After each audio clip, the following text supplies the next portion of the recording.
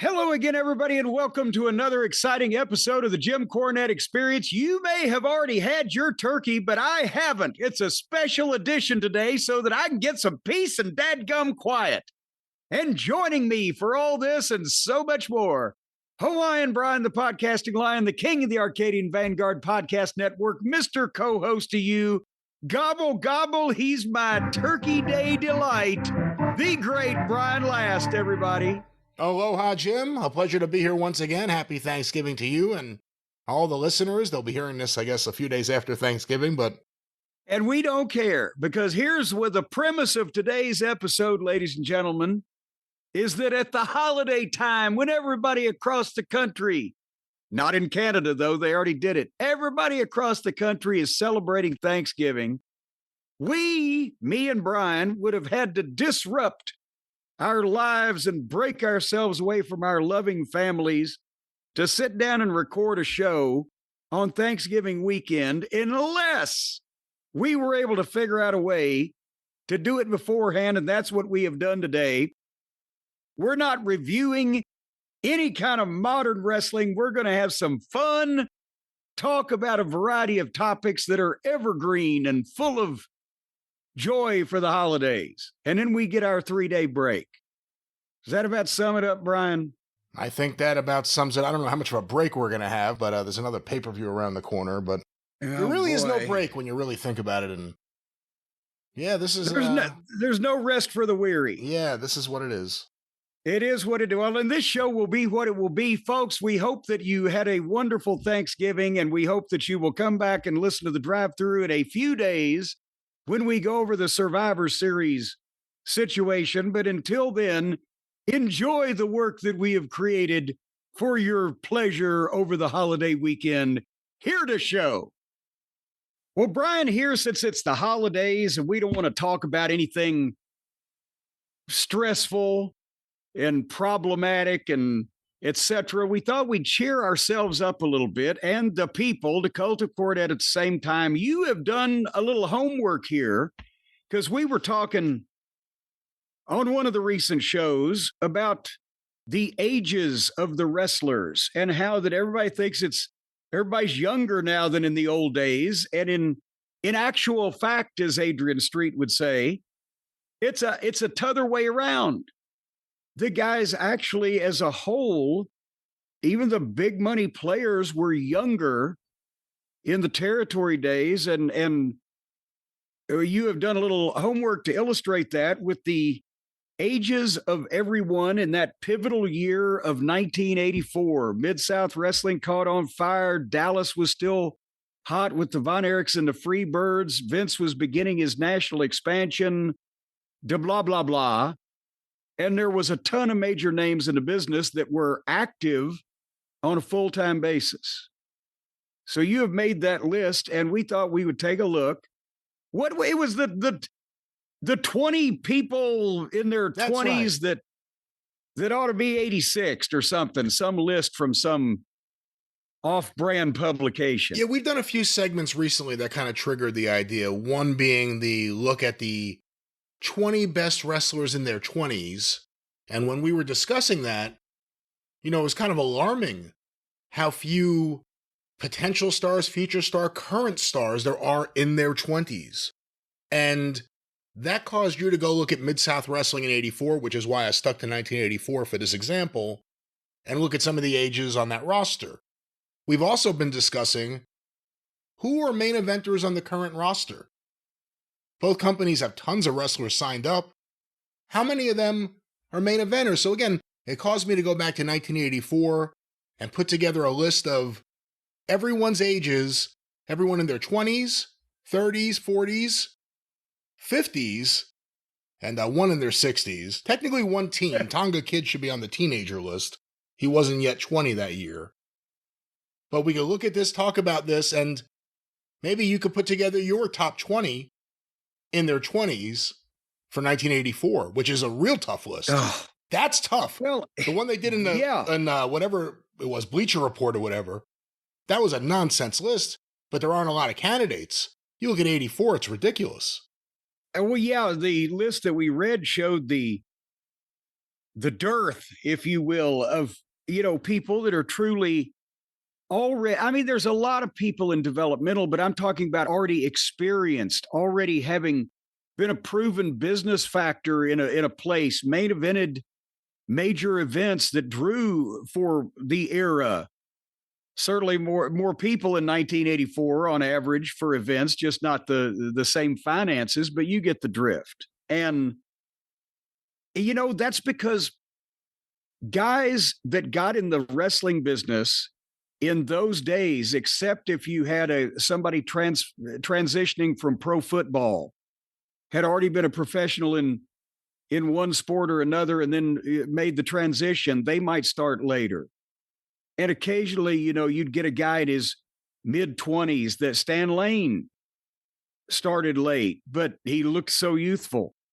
But most of the time, guys were getting into business as soon as they could.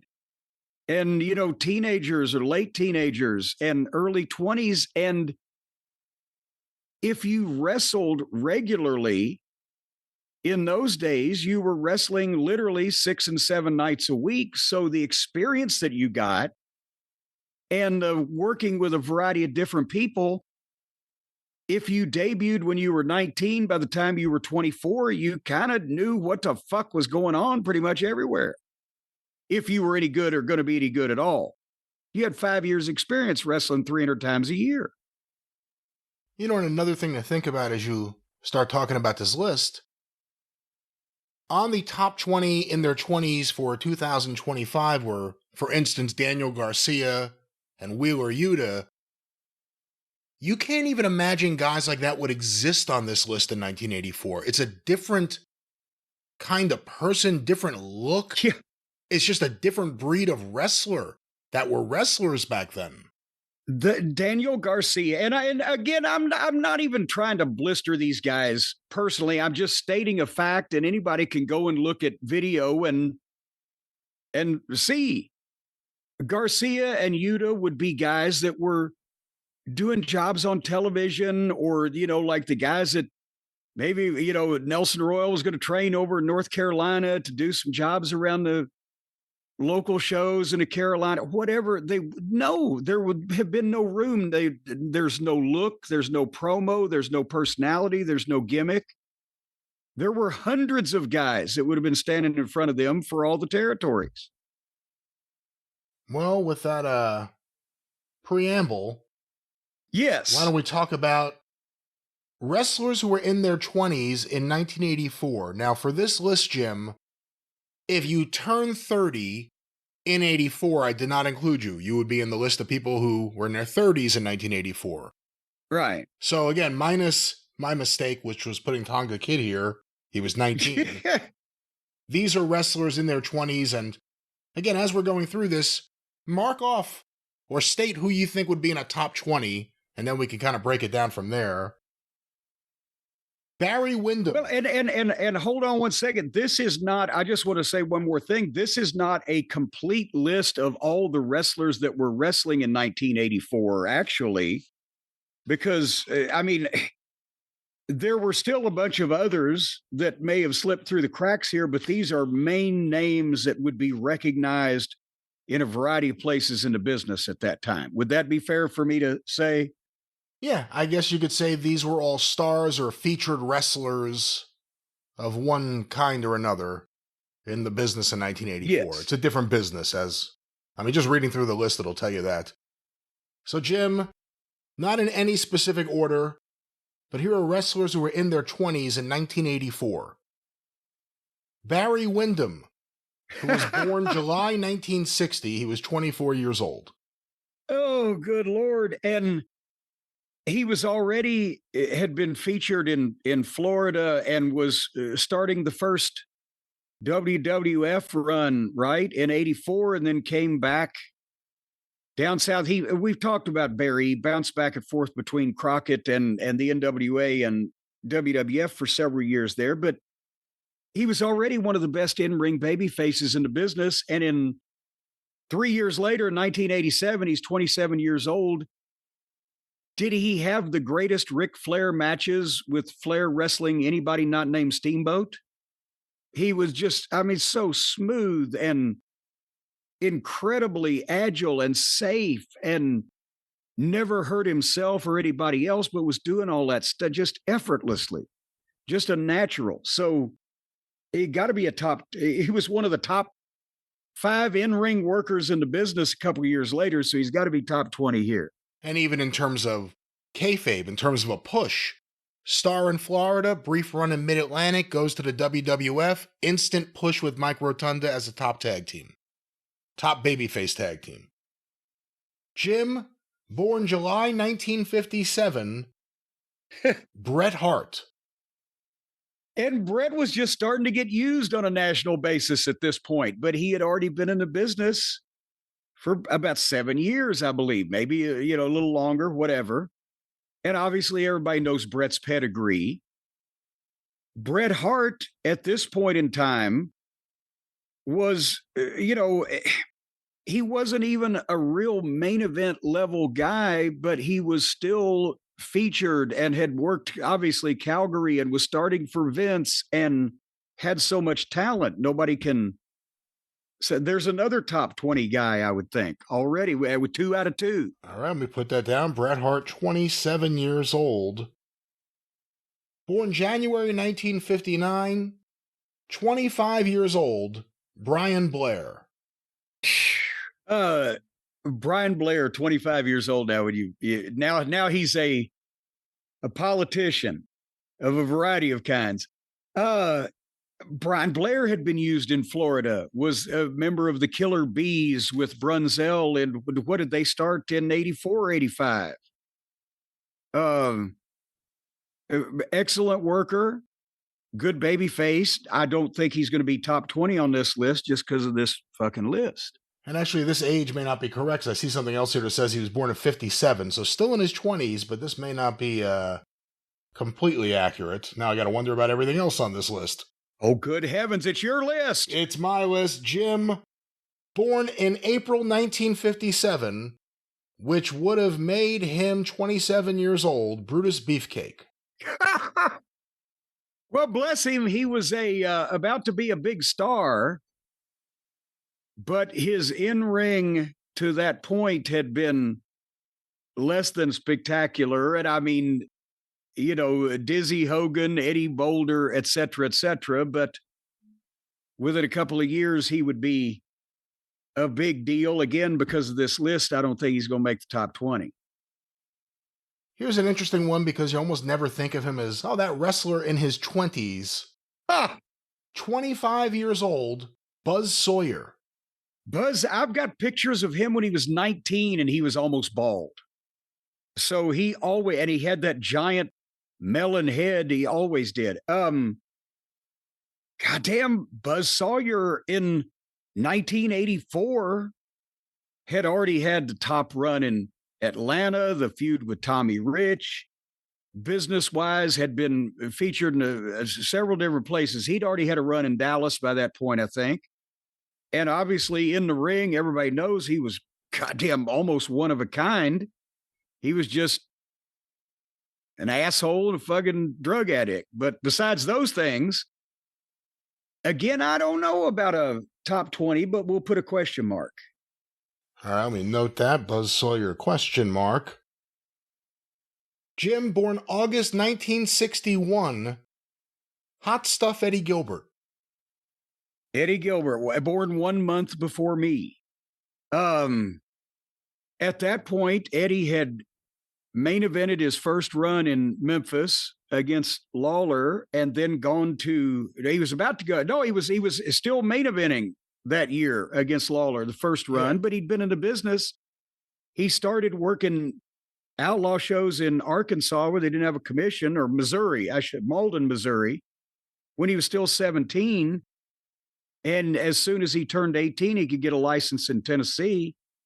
So he had 5 years experience at that point. He was about to go to work for Watts in Mid-South, end up booking down there, Push Sting, et cetera, et cetera. And then everybody's familiar with Eddie's career, from then on.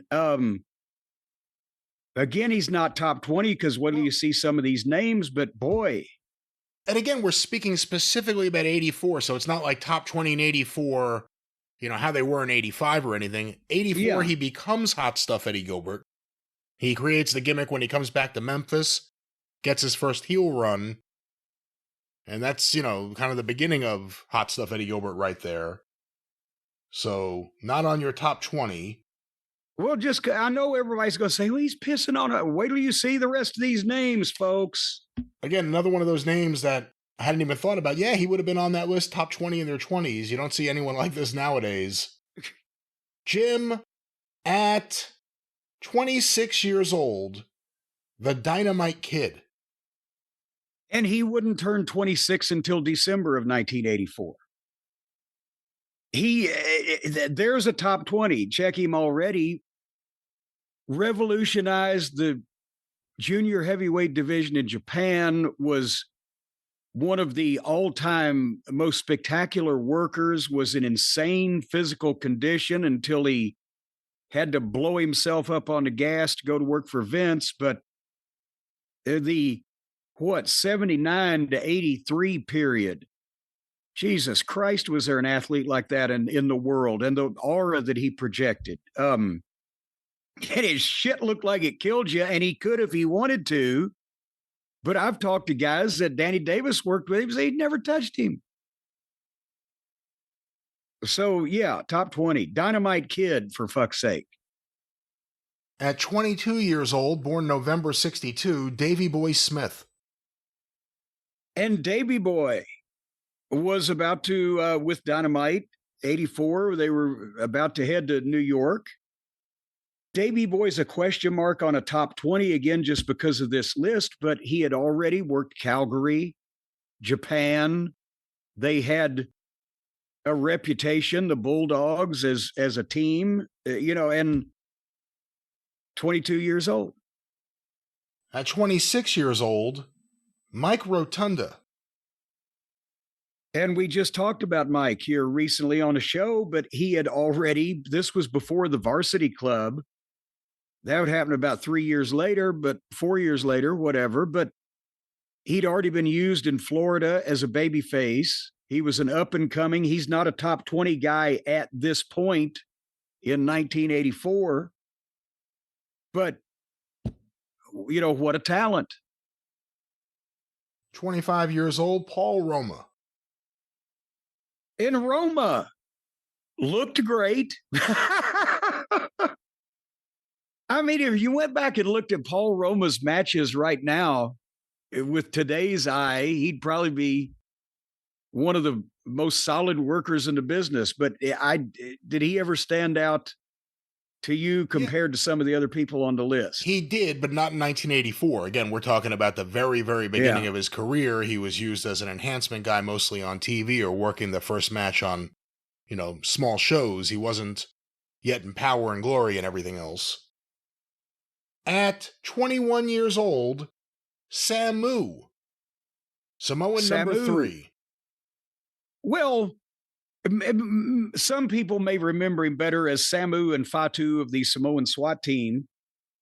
They had not been used at that point, but he's 21 years old.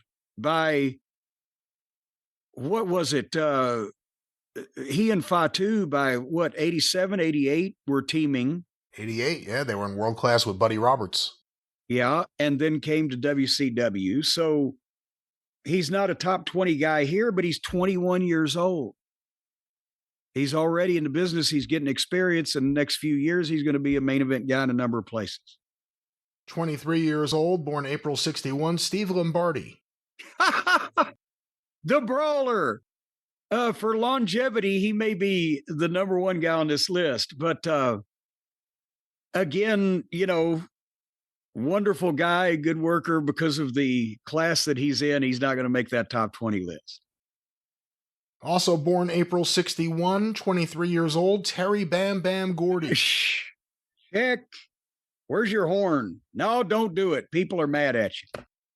Terry Gordy, at 23 years old in 1984, had already main evented the Superdome in Louisiana.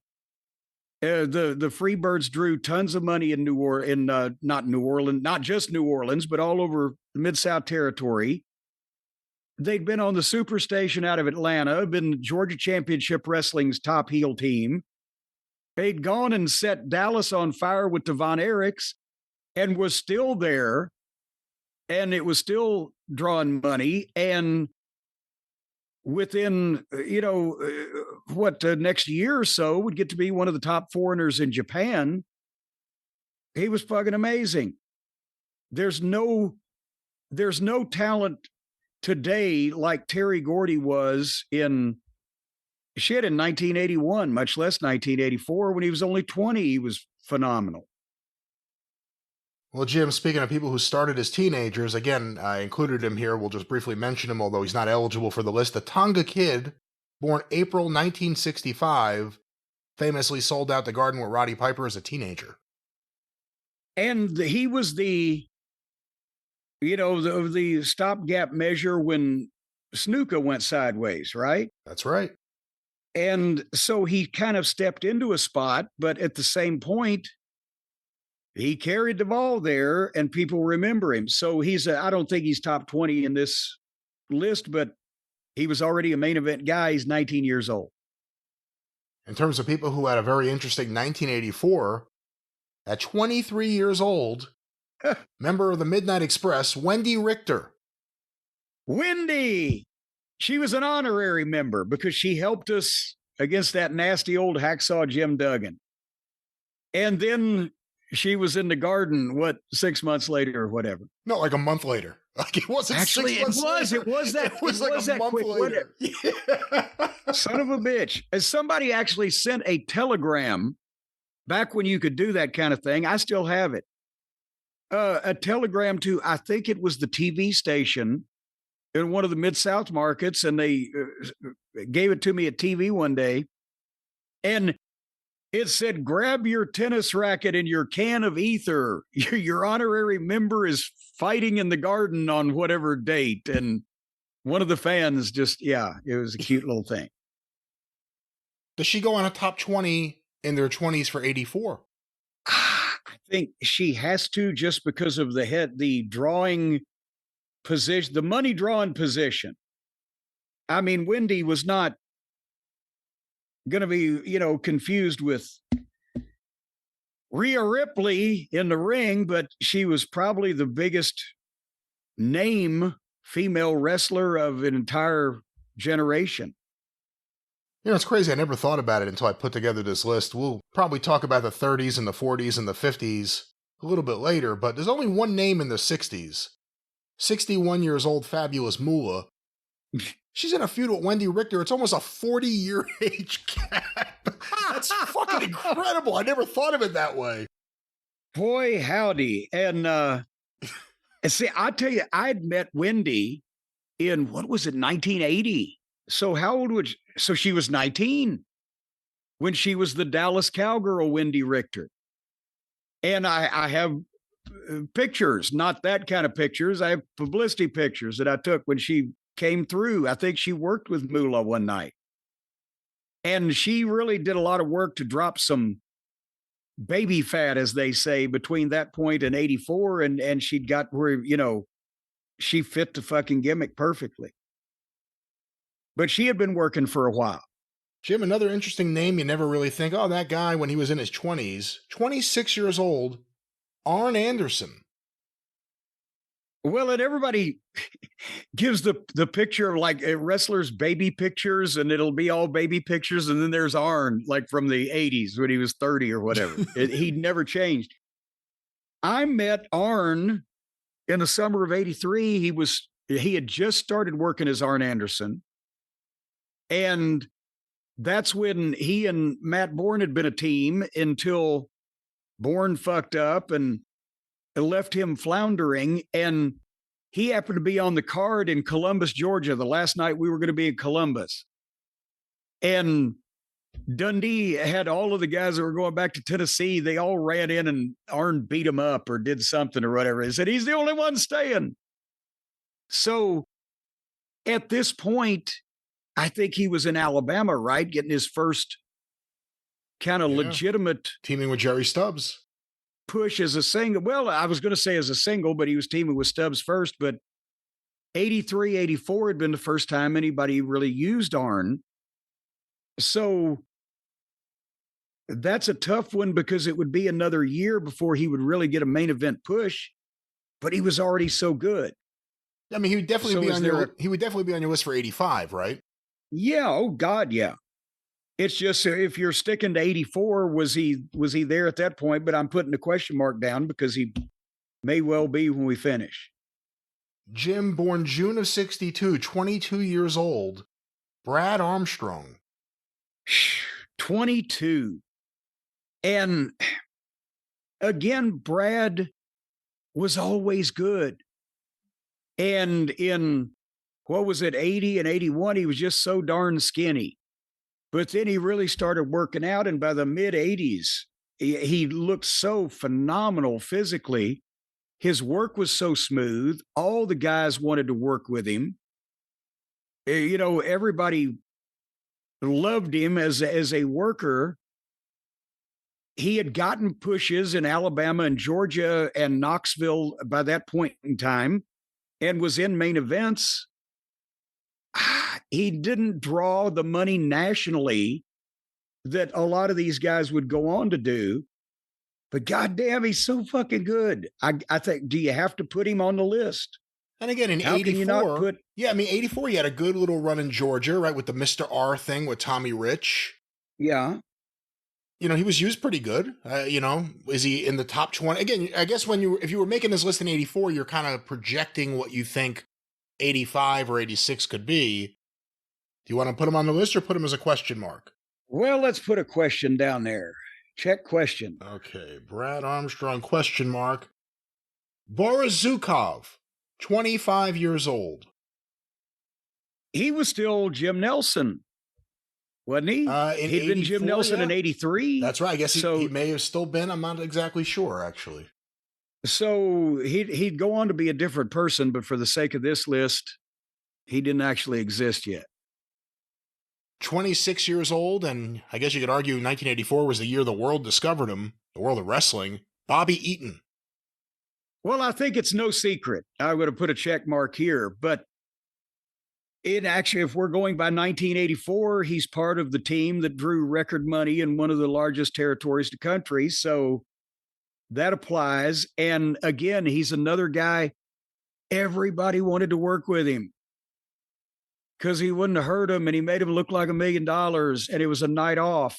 And so in the ring and the respect from peers and drawing money. I think Bob Eaton's a check mark. Also from the 84 Mid-South roster, 23 years old, Buddy Landell. He would turn 24 in August. Boy, Buddy, he was just starting to get used in Louisiana in 84 with the thing with Butch Reed and being the, Eddie Haskell to Butch. Watts loved him. Dundee loved him. Dusty loved him. Between 83 and 85, Buddy not only was a phenomenal worker, he was in shape, he could fucking talk, and everybody was wanting to use him. And his shit looked phenomenal. And then he lost control of himself. But if you didn't know that was going to happen, I think you could argue, notwithstanding 1985, 1984 was kind of the year that Buddy Landell became a star, and everyone's like, this is a future star.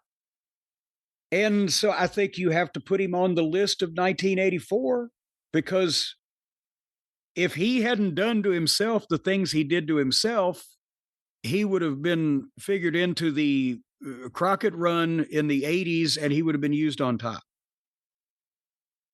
Jim, at 26 years old, Kurt Hennig.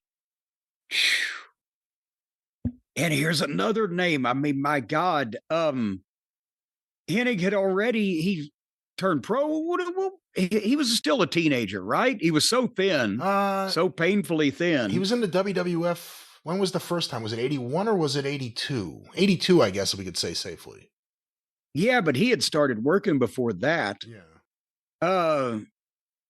Obviously, he would go on to, within the next few years, be another guy that was in the running for he's the best in the business in the ring, etc. In '84, he was still working for Vern, right? Was that the team with Scott Hall? That No, not yet. I think 84. no, I don't even remember if he did anything in Portland still in 84, but 84 was him and his dad against the Road Warriors, is what I remember. that's right. So I think he was still teaming with his dad and doing stuff with his dad in the AWA. I think obviously he's at least a question mark. Do you want to come back based on what he was doing in 1984? Let me write that down. Current heading on the question mark list. Here's an interesting one for 84. 29 years old, gentleman Chris Adams.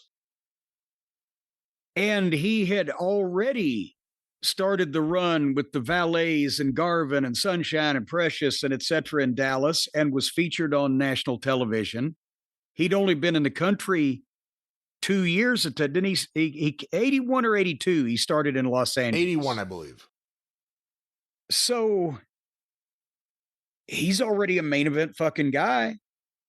And actually, that was 84 and an 85, and that was as good as it was going to get, wasn't it? Well, 84 too, he was, I think you could argue, the biggest babyface next to Von Erichs. I would say he was probably more popular than Iceman Parsons at that point. Yes. And then he turned heel against Kevin, which kind of began, I guess you could argue, the best run of his wrestling career, him and Gino. Yep. So Chris and Gino. So again, 29 years old, but 84 is kind of the year that everything works out for Chris Adams. Yeah. So he's a check mark. All right. Let me put him on the list. Chris Adams. He's the oldest on the list so far. Think about that. We got 9 people already, and 1, 2, 3, 4, 5 question marks. Someone you know well from 84, 24 years old, Dr. Death Steve Williams. Again, just the prospects, the recruiting efforts, all these territories, all these fucking names. In 1984, Doc had already been used as a babyface, not in the main events, but because he didn't start till 82. So 84 really was when Watts turned him heel and started really pushing him. And because of that, I think that's the upward momentum in 1984. He had been a babyface and he was already over. But then it was the match with Hercules Hernandez and Jim Duggan in New Orleans.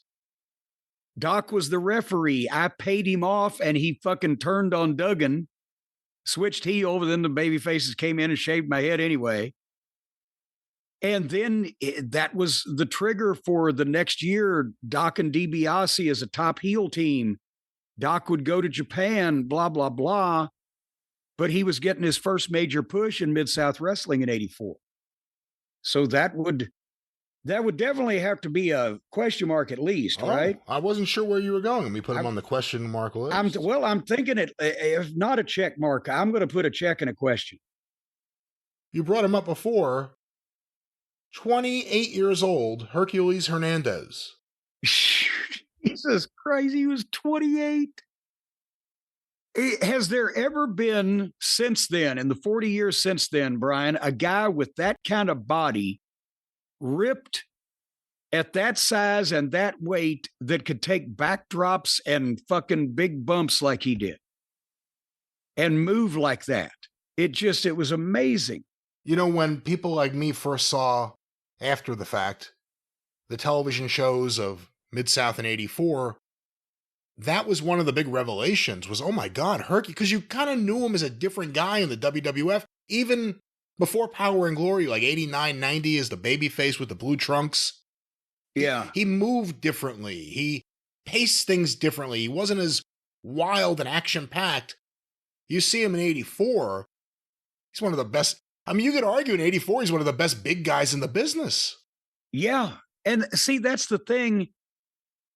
Hercules was so fucking big and cut and, energetic in his work and et cetera, and moved like that. And that was a calling card everywhere else in Florida, even in Mid-South with those big guys, he stood out. And he had been used. He was my bodyguard in 84. He was working the programs with all the top baby faces. But Vince's Land of the Giants, he got even bigger. Instead of being in Mid-South, I bet he had a 34-inch waist. I mean, it would just, he had bulk, but he had movable bulk. He was ripped and cut more and just, he looked physically phenomenal. After 5 more years, when he gets in the Vince mix and he's doing all the sauce that he's been doing, but now he's doing more of it, he was just thick everywhere and big to keep up with that crew, and that cut way down on his mobility, not only 5 years later, but another 40 pounds. That's why I say in Mid-South, he was easily 260 to 270, but with a fucking, like I said, a 34-inch waist or whatever. It was a whole nother thing when he got to be past 300 pounds. So what do you do with him for this exercise? For 84, goddamn. Oh, he was so good. Let's put a question mark. All right. Because we're running out of spots. Because look at the next name. Well, the next name on the list, again, another guy you don't think of as being in his 20s, 29 years old, Jake the Snake Roberts. And Jake had already main evented several runs in Louisiana, and he'd been in Dallas and a variety of places all over the country, and was within a year of starting for Vince. Yeah. He's already a draw, an attraction, and he's only going upward. I think he's got to be on the list, don't you? I don't know. Or on a check. For 84, I don't know. Because again, he starts the year, he's a star in Georgia. He has the feud at Ron Garvin. The end of 83, he's in the Legion of Doom, but 84, he's in Georgia. Then he goes to Dallas, where he wasn't the top heel as part of the group. He was kind of mixed in with Gino and Chris, but they were clearly slotted above him. I don't know. Well, see, 85, he goes to Mid-South. 85, I think, is the year that Jake, you're like, oh yeah, this guy's a complete fucking star. But 84, I don't know if it was as apparent. Okay, well, let's give him a question mark. But I remember he was also making shots for Mid-South when he was in Dallas in 84 because he was on some shows we were on. So he was still bouncing around in demand. But we will question mark it. Another person from Mid-South 84, although he would move on and go to Memphis and then I believe end up in Florida by the end of the year, or at least early 85. 29 years old, Jim Neidhart. The Anvil.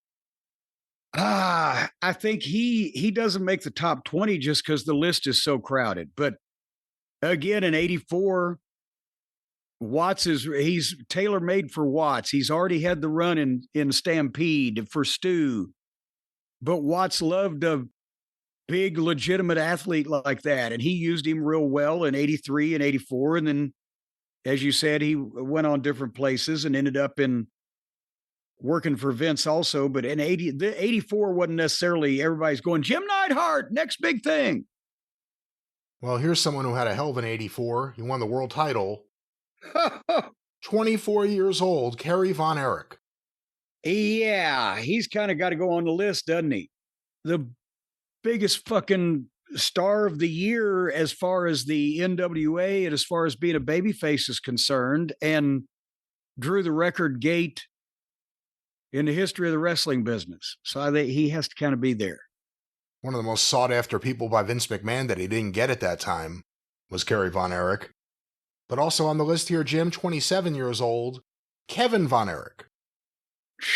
Boy, he was, again, had drawn nothing but money for the previous few years in Dallas. We've been talking about Dallas lately and how the Von Erich boys turned it around, where they were doing almost no money in that territory in the late 70s. Geez, does Kevin get on this list just because it's so crowded? And Kerry sapped a lot of his steam that year, but he's still a major fucking name. He's been to Florida. He had that run in Georgia in the early 80s. People had seen him on a couple of different nationally broadcast shows, Georgia and the syndication. Or I mean, is he a check mark? This is getting crowded. Again, I think Kevin is a candidate up until at least 85. 84, number two babyface, you could argue, to his brother. Big star, super Yeah. over, has the feud with Chris Adams. I brought it up for Chris Adams, got to bring it up for Kevin Von Erich because it was a great feud. Had that big match at the Cotton Bowl where he gave Chris Adams, after he beat Chris Adams, like, I'm going to give you a chance, do the right thing. You come in and then Chris Adams super kicked him and kicked the shit out of him and hospitalized him. But I think if Kevin Von Erich is going to be on the list, I mean, 83 and 84, 83 is definite, 84 and 85, I might do it.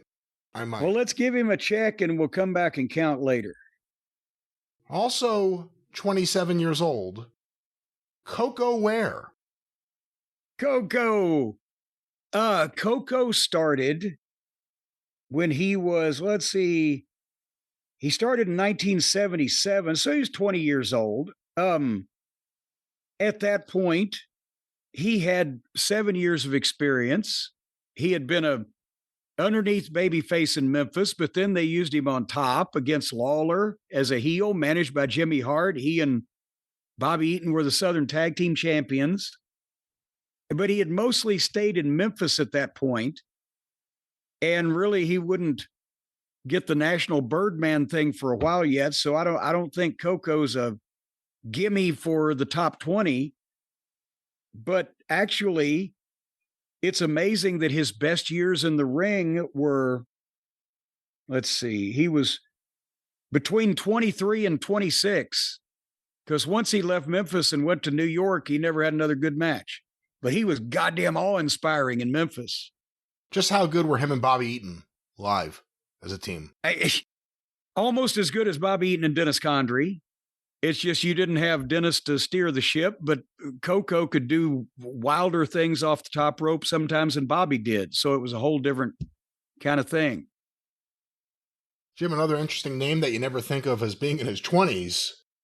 At 26 years old, the Barbarian, although he may still have been Conga the Barbarian at this point. Maybe he was King Conga that year. Yeah, again, what a talent. And people remember him to this day. Incredible size, the way he could move. He's crowded by the names on the list. And at that particular point, I think he was never featured as a main event level guy on his own, but he was in a lot of heel factions. But yeah, I think he gets crowded off. Jim, at 25 years old, someone you know well from Mid-South Wrestling, and again later in the NWA for Crockett Promotions, Crusher Khrushchev, Barry Darsow. Who would also later on become the Repo Man and then Demolition with Bill Eadie. That's right. Smash. You know, this was the year he was getting his first push from Watts when he became a Russian sympathizer. And he was still, at that point, Crusher Darsow, but he was making the transition that he would then take to Crockett, Crusher Khrushchev. But boy, he was getting a push too. And Barry wasn't yet really a polished performer because he'd only been working a couple of years at that point. But I think he's crowded out because of the company here. And friends, we will continue on with this list in a moment, but first, a very special message for you. Boy, I tell you what, Brian, back in 1984, they didn't have the internet and the smartphones and the video games and all the things to keep you occupied, like on long car trips or long times in a dressing room. If I hadn't have been a boy, I wouldn't have had nothing to play with. But can you imagine how much fun that we would have had if we had the Raycon wireless earbuds?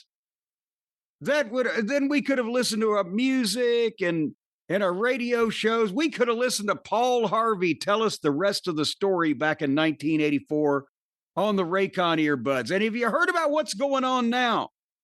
The new Raycon earbud, the Essential Open Earbuds. You can play your music and still hear what's going on. Because the regular earbuds, Brian, They block out everything. You can't hear somebody screaming, "Hey, Brian," or the car horn or the bread truck bearing down on you. But these sit just outside the ear canal. They're in an ear canoe in the canal.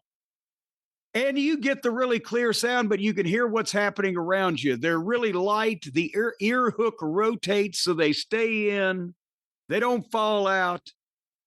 And again, the open ear design with the breathable fit and the multi-angular hook. They're very lightweight, but they still have the multi-point connectivity and the 36 hours of battery life. So now, for the holidays, you do not have to fear, Brian, being run over by a goddamn semi. When you're trying to run across the interstate with a big screen TV that you've stolen from Walmart on your back, you can hear the semi-trailer truck bearing down upon you.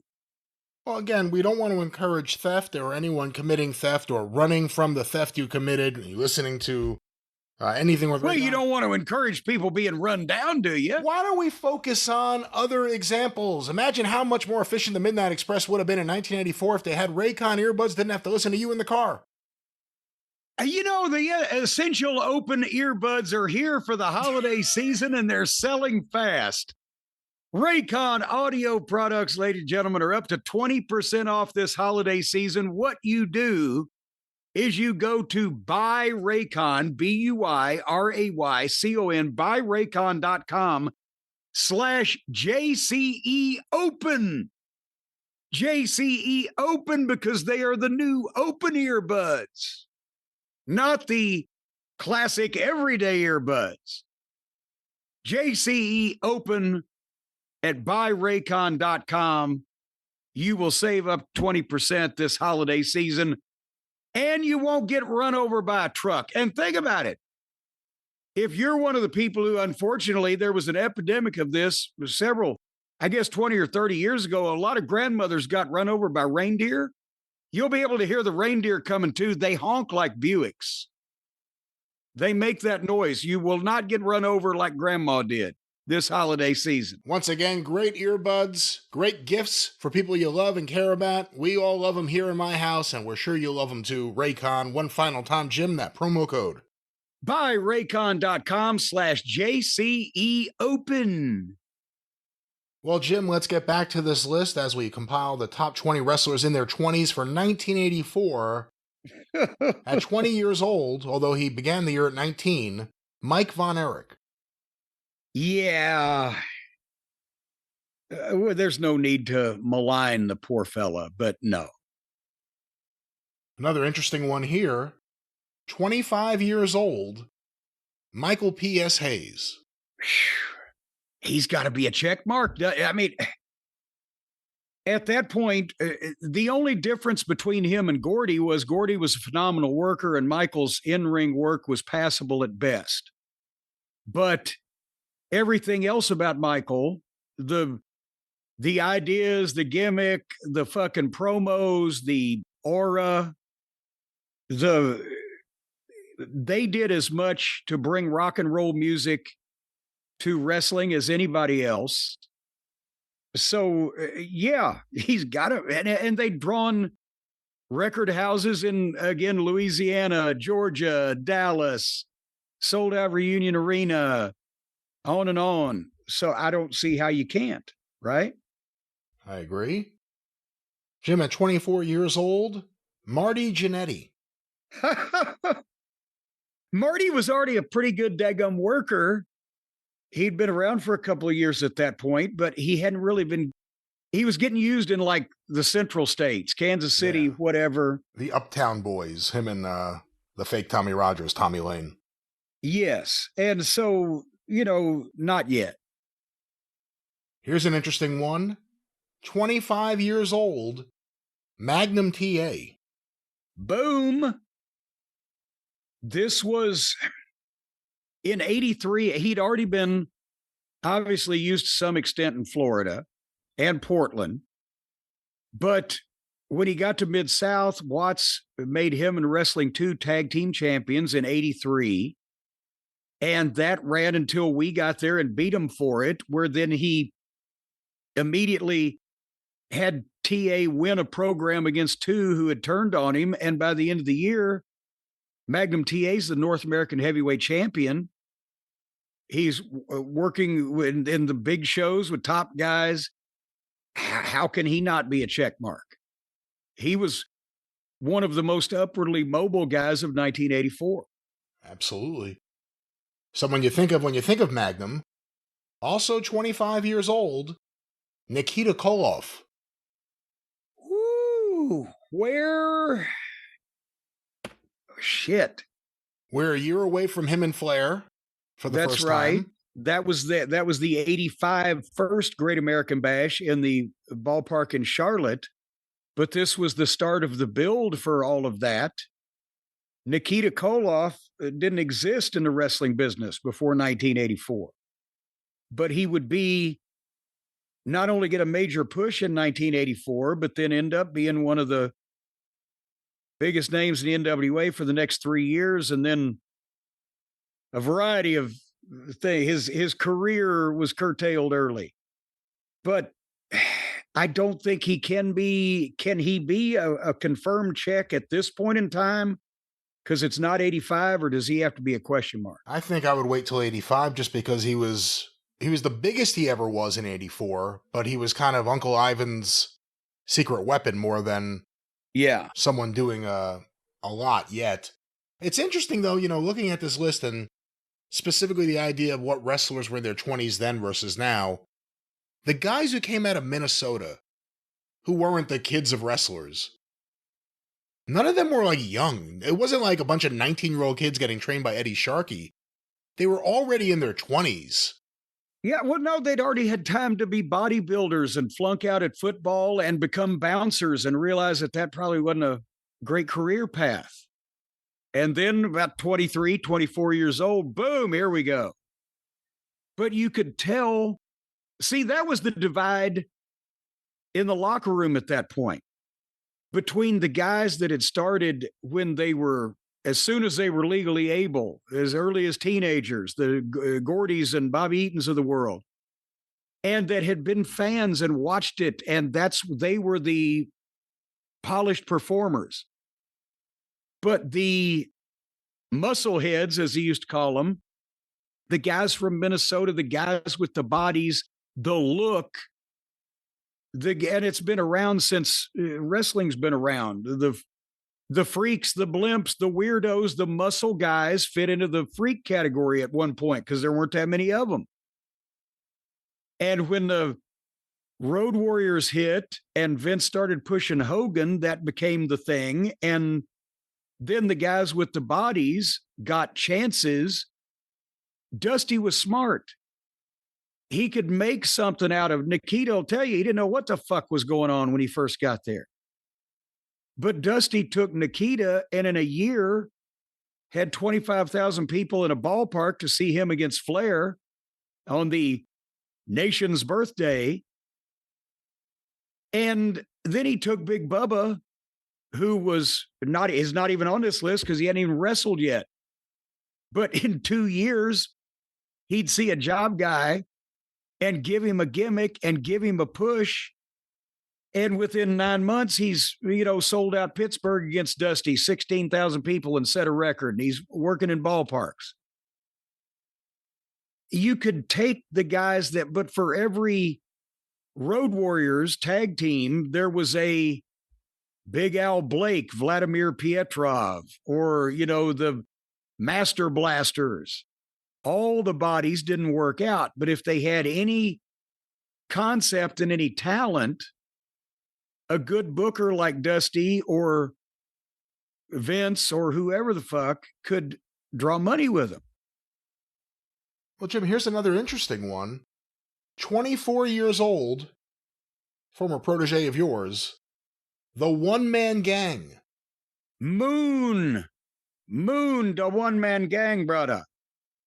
He had already worked Louisiana, already worked, obviously, ICW for the Pafos is where he got started, and had worked in Memphis and then gone to Louisiana. And then headed to Dallas. He was in Dallas when we got there at Christmas of 84. So he started that year, did he not?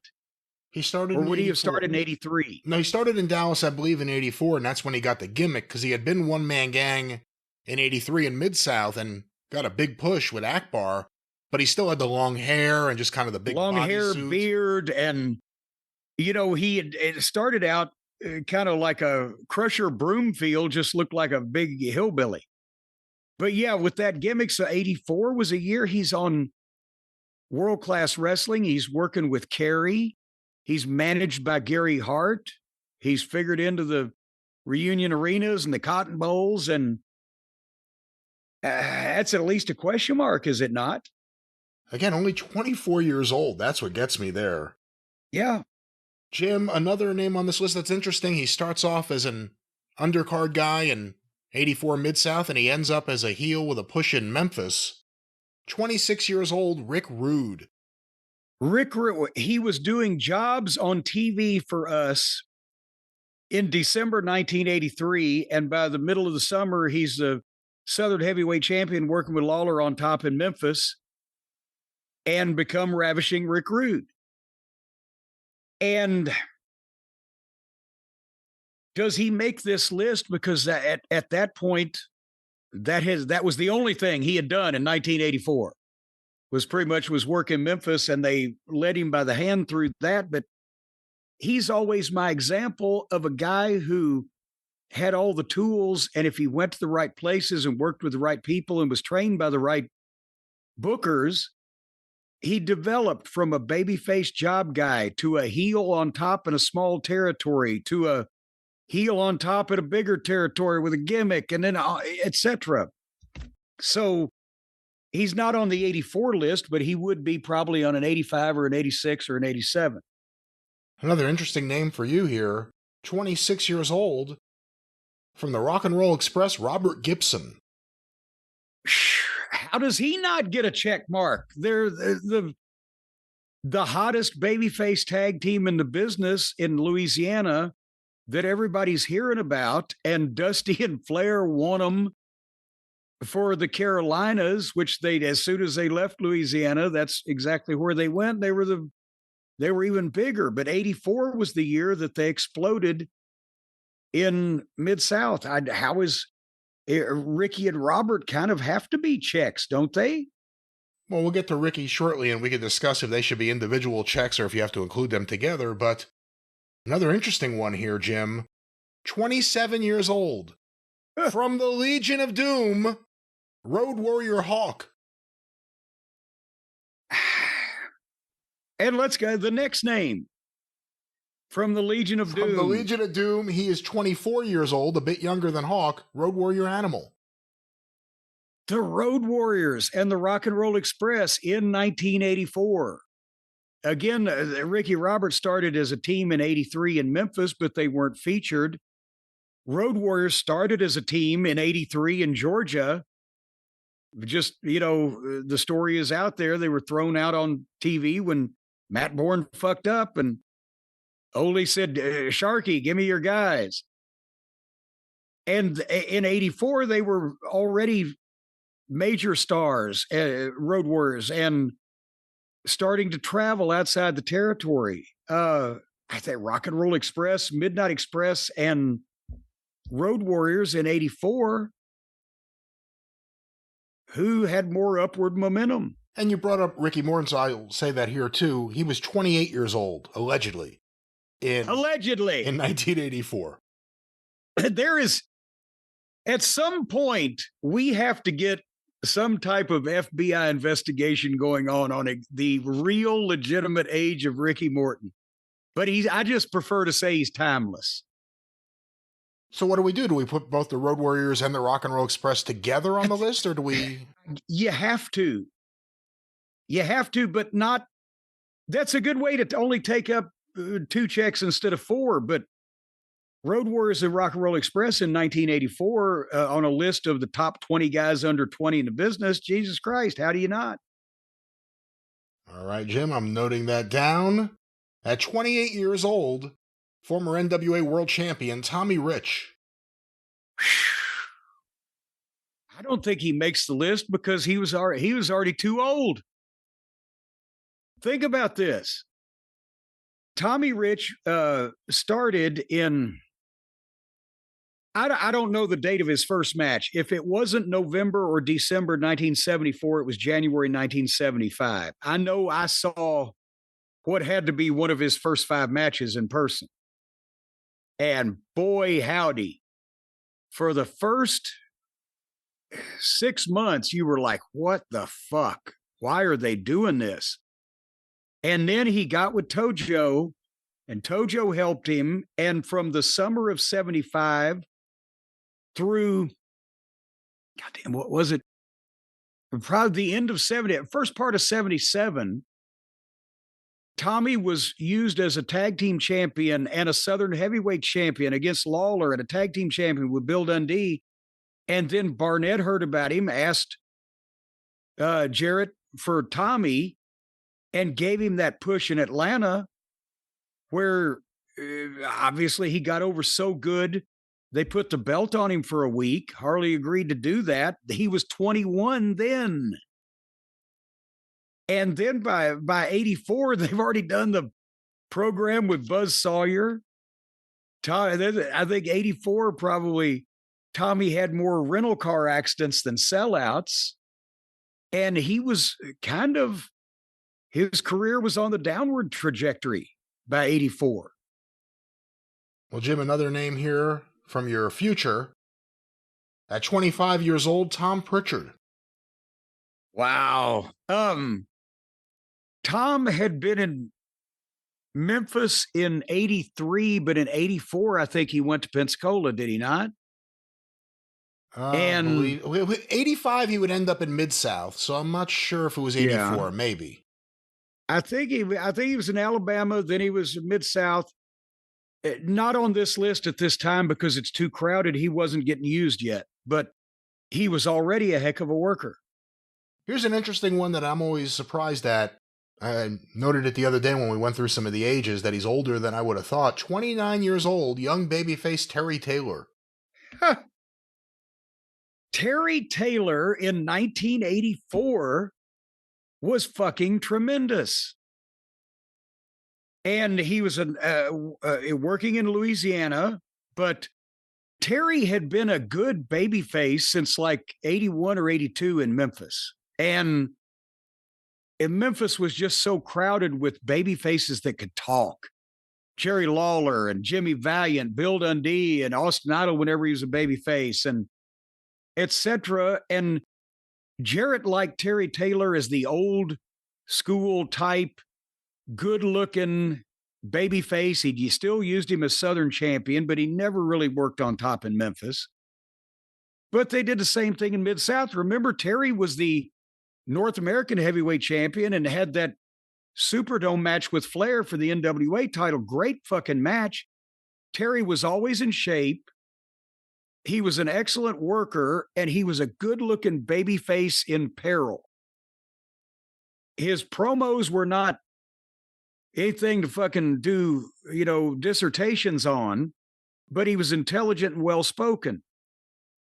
He was perfect for an old style traveling babyface type of, U.S. champion or something like that, or a territory top babyface where the other top babyface was a hacksaw Duggan kick-ass kind of guy.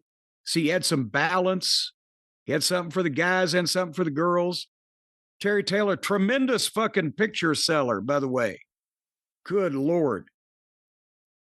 But he was, again, great in the ring, great at everything except promos, and that was okay. Carried himself well as a baby face, and then had that run as the Red Rooster and never meant another goddamn thing in the wrestling business. And boy, howdy, I don't know what to tell you. But again, 84 were 5 years before he's the Red Rooster. It's a few years before he would ever turn heel. A year before he would be Mid-South North American champion, like you noted.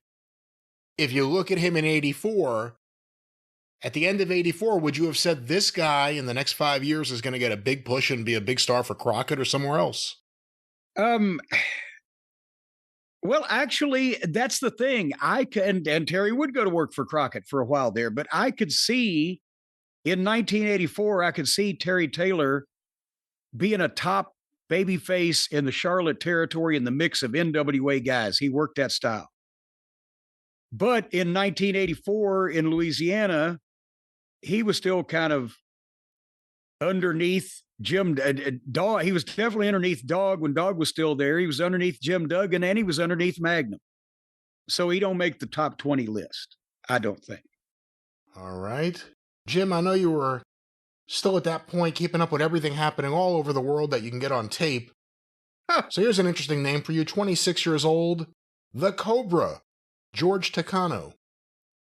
Well, and to be honest, I'm not going to take up a top 20 spot for him on this list because primarily we're dealing with Americans, although there's going to be some names on here. But goddamn it was a Tiger Mask opponent. And well, he was kind excellent. Yeah, he was kind of what they used to fill in the blank after Tiger Mask, after the big scandal in 83 leading to 84. But he worked with him first, didn't he? Am I blanking on, or am I having brain tumors that I've seen the Cobra against Tiger Mask, or did he come completely after? Now you're making me question it. I thought he came after, but he might have. But point is, excellent talent, good worker, and they used him. Inoki used him, but I don't think he didn't stand up to this class as far as worldwide superstars. You brought this name up earlier. 27 years old, Matt Bourne. Where was he working in 1984? Because he burned Ole in 83. I believe Did he go back to Portland? I think he was back in Portland, and then early 85, he would end up in the WWF. Briefly. Yeah, the list is too crowded. Here's another interesting name that would have later fame, and he was just starting out. 26 years old, Scott Hall from the American Starship. And was he Coyote or Eagle? I think he was Coyote. Spivey. I think Spivey was Eagle. No, I think Spivey was Coyote. Well, nevertheless, they were actually, as a team, they were kind of just the shits. But you can't, I mean, Scott Hall would go on to be one of the biggest stars in the history of the business. But from 1984, you can't put him on a top 20 list in this company. He was not really doing that much in 1984. Here's an interesting name. He had lit up the world as Tiger Mask. In 84, he had been Tiger King. Satoru Sayama, he was 27 years old. Can you believe it? He'd already done the Tiger Mask gimmick, changed the fucking business over there, accomplished in the ring what he did, and dropped the gimmick and was on the downhill slide by the time he was 27. I mean, this guy's one of the greatest in-ring talents in the history of the business, but if we're grading on 1984, is it the same thing as Tommy Rich? He was almost done. He was on the downhill slide. Yeah, I don't know if I would put him on the list for 1984. I agree with you. That's just, there has to be some kind of, draw a line there and just, what the fuck? Because, and he chose in large part to get out of the business or get out of the mainstream business, do his own thing, pick his spots. So it wasn't like that his performance collapsed, but it was just an odd story where he was so great for such a short period of time. Well, Jim, a few more names from the land of the rising sun. At 26 years old, Yoshiaki Yatsu. Boy, you would remember better than I. How did they use him over there? I mean, I know he was a top guy and a name for a while, but was he revolutionary at that point? He was really good. He was a part of the whole Choshu group. But I don't know if I would put him on this list. And here's another interesting one who, again, a few years later, it's a no-brainer. A year later, maybe even. But here at 25 years old, Akira Maeda. Now remember, in 84, he did a tour with the WWF as the, Shinma sent him over. And he was like doing jobs for Rene Goulet, and that's why he hated American wrestling. They had him job to everyone in every small town. Yeah, that's amazing. And he's a whole nother. There's another line with a what the fuck, because a guy that was that influential and still his success in this industry was short-lived but massive, but it wasn't yet in 1984. So he's a what the fuck. You can maybe say that about the next person, although he did get a good Jesus push. Christ. At 27 years old, Atsushi Onita. Onita, at that point in time, was the most recognizable name of the three we just mentioned in the United States, because at least he had worked Memphis and Texas and Florida. In 1984, again, he was going to try to become Baba's junior heavyweight star at that point, but wasn't it by 85 when he'd blown his knees and quit for a few years? Yeah, I think it was somewhere around that period of time. He was gone for a little while, yeah. But he's another what the fuck, because then he comes back and everything goes insane for a couple years until it melts down. Here's an interesting name, Jim. He would turn 27 in August. Gino Hernandez. Biggest push of his life in 84, wasn't it? In Dallas, certainly. Yeah. I mean, he's got to at least be a question mark. It's just getting so crowded. Let me put Gino here as a question mark. But yeah, I mean, he had been a teenage phenom. He was the U.S. champion. In Detroit, didn't Sheik put the belt on him? Or at least he was working with Sheik for it when he was 18, 19. Been a star in Houston. Had the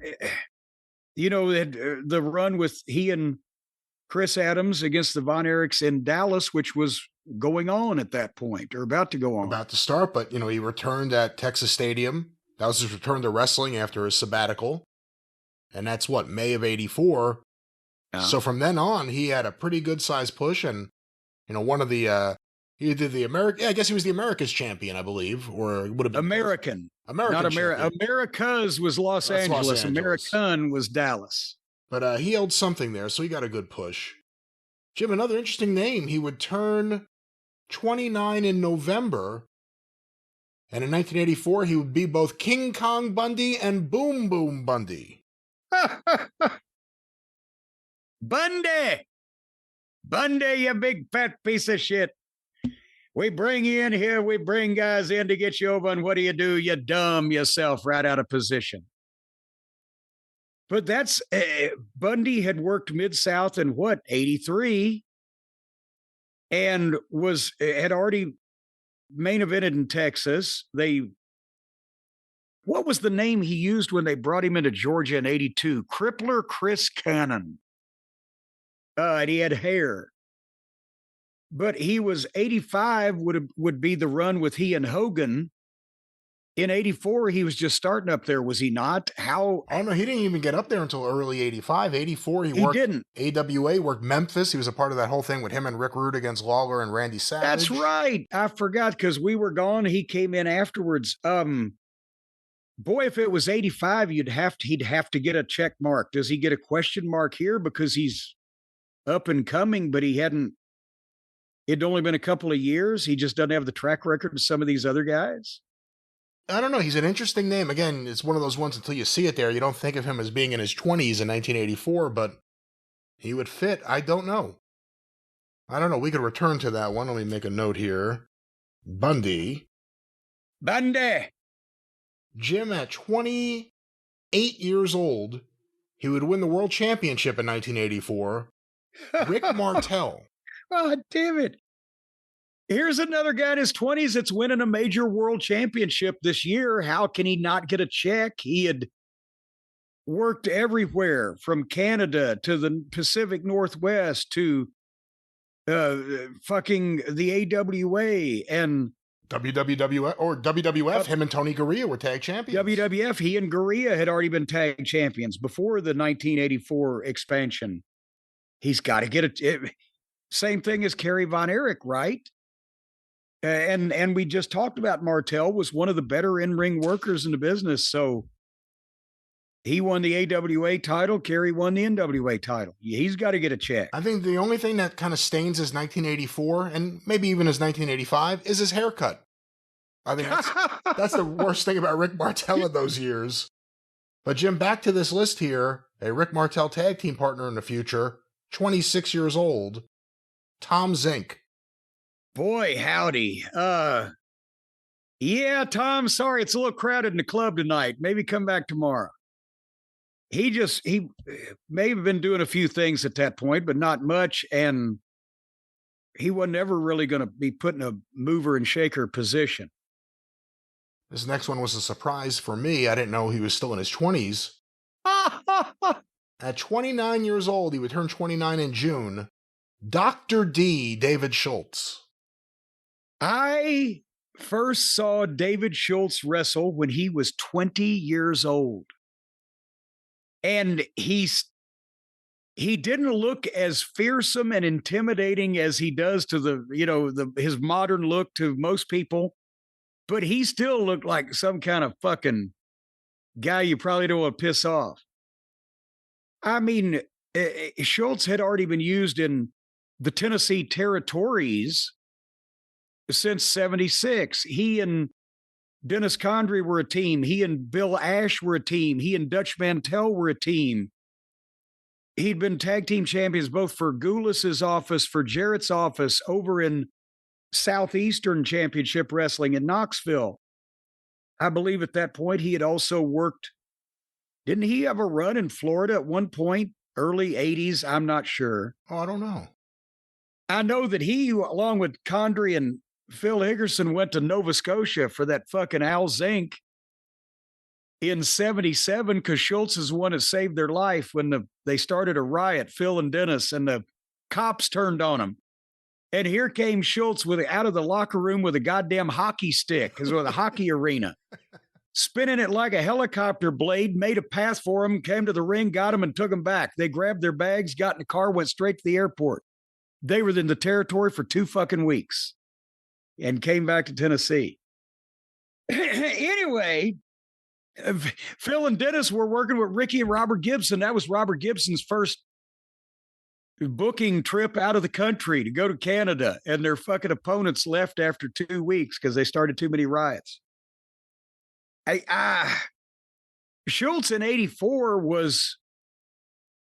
is still in he had just switched with Hogan. He was in WWF the entire year of 1984. That was his year, and then March 85 was WrestleMania, and that was also when he slapped the shit out of Stossel. So Schultz at least gets a question mark here, and he'd worked Calgary for quite some time, and apparently was one of the people that Dynamite Kid didn't fuck with. So he's at least got to be a question mark at this point, because he's now working for the WWF against all of top names, including Hogan, who brought him there specifically. And he was aligned to Roddy Piper, big push right out of the gate. Jim, 29 years old, former member of the New York Dolls, Rick McGraw. Good Lord. It's just too crowded, isn't it? Poor Rick. And he'd die in, 2 years? 85. Shit, 1 year. Yeah. So, yeah. Unfortunately. Well, look at the next name. The next name, also 29 years old, and returned 29 in 1984, Jay Youngblood. And when did he die? What year? I think 85 also, right? Yeah. He and Steamboat and Slaughter and Kernodle in Greensboro drew the all-time biggest crowd ever to try to see a wrestling match in the city of Greensboro at that point. They shut the fucking interstate. They turned thousands of people away from the Coliseum. In 1983, this is 1984, he's starting to become somewhat unreliable. I guess that was the problem with him, and Steamboat was completely different personality in terms of that. And Youngblood had died in 85, so you can't, unfortunately, put him on this list. He showed up in Mid-South for, I don't even know if it was a month, but he was there in 84, briefly. You know what? You're exactly right. And I don't even know if it was a month. I don't remember what happened or if we ever knew. He might Yeah. have just left. Well, Jim, also on this list, 24 years old, Brett Wayne Sawyer. Well, he wasn't an asshole like his brother. He was actually a nice guy. The problem was he didn't get anything from his brother except the name. Because whereas Buzz Sawyer was a goddamn genetic freak that Brock Lesnar would envy in terms of the athletic shit that he could do and the fucking indestructibility of him and the fact that he could master every goddamn wrestling move like a lightweight, poor Brett was just a pudgy younger brother. And he couldn't really talk and he didn't have a physique and his work was okay, but so was a lot of people's. But he was a lot nicer than Buzz. Jim, at 24 years old, your good friend Bobby Fulton. Boy, howdy. 1984, the Fantastics. That was their. Bobby and Terry Taylor had been the Fantastic Ones in Georgia in the summer of 83 briefly. But then when Dundee brought Bobby and Tommy Rogers in to be the Fantastics in Louisiana in 1984, that was their first main event run. We worked with them for the Mid-South belts, and they went to Dallas World Class and became, who'd you say? Chris Adams was the most popular babyface except for the Von Erichs in 84.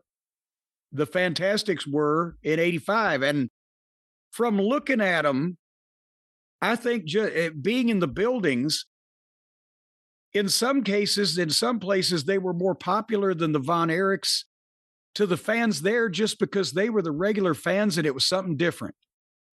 The Von Erichs were still bigger draws. I'm not saying that. But those people loved the Fantastics because somebody else got pushed besides the kids. And we should mention also, while we're talking about Bobby Fulton, Tommy Rogers, 23 years old. Yes, and that's the thing. They're 23. Bobby would turn 24 in 84. Tommy would turn 23.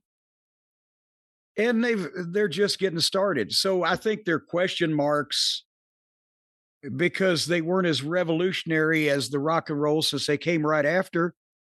But within a couple of years, not only would they be going to Japan 4 or 5 times a year, but they'd be working in in Crockett's territory against us, as well as Mid-South against the sheep herders, that big program. So for all in their 20s. Yeah, all in their 20s. Their entire 20s was the team. Well, Jim, also on this list, someone I know you saw a lot of, at least on tape, 28 years old. Yes. Kuniaki Kobayashi. I never went in person, but fucking Kobayashi again. The matches with Tiger Mask and the junior heavyweight division over there in Inoki, that was Inoki's calling card for about a 3 or 4 year period there. Tremendous worker. I can't judge him with these other guys because he wasn't featured in main events. He was the junior heavyweight division for Inoki was popular, but he wasn't like featured in main events in various markets that we have records on. And what's the promo situation? We don't know. It's apples and oranges. But he was a tremendous talent that shows that a lot of the major names in Japan were still young. Well, Jim, looking at Mexico briefly, not that I expect you to be too familiar with some of these names, but El Hijo del Santo, 21 years old. Well, I think I've heard of him. Negro Casas. Go ahead. Well, I was going to say, Hijo del Santo, he was 21 years old then. He's just now having his goddamn retirement match in Mexico City, the last one, apparently. But as a major worldwide name and because of his family relationship, yes, he deserves a check on the list, but he's still a different animal than some of the others we're comparing. Negro Casas. That's right. 24. One of the best in-ring workers anywhere. Negro Casas could do lucha but also could actually work with people where you didn't go, what the fuck is going on here? They're just fucking tumbling. He was a multi-style superstar. A couple more names that were in their 20s. Atlantis was 22 years old, and MS1 was 28 years old. I actually only remember one of his kids, MS-13. That's not one of his kids. Not sure about, but Atlantis also would be one of the top names in the last 40 years of lucha, and he was 22 years old, rather. So, yeah, Mexico was in pretty good shape with young guys. Jim, I'll give you both of these names together, although they're quite separate. You would see one a few years earlier in Memphis. At 24 years old, Jacques Rougeau, and at 29 years old, Raymond Rougeau.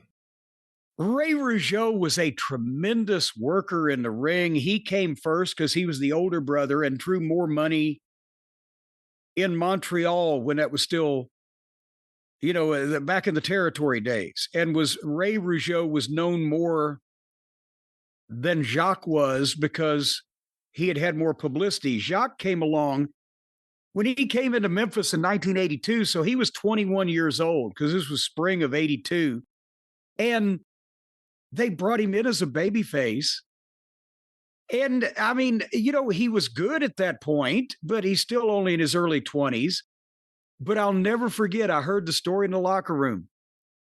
After Memphis TV, I guess they're going to go to Nashville, and Jacques new in the territory. Somehow he ends up in the car with Lawler and whoever they were riding with.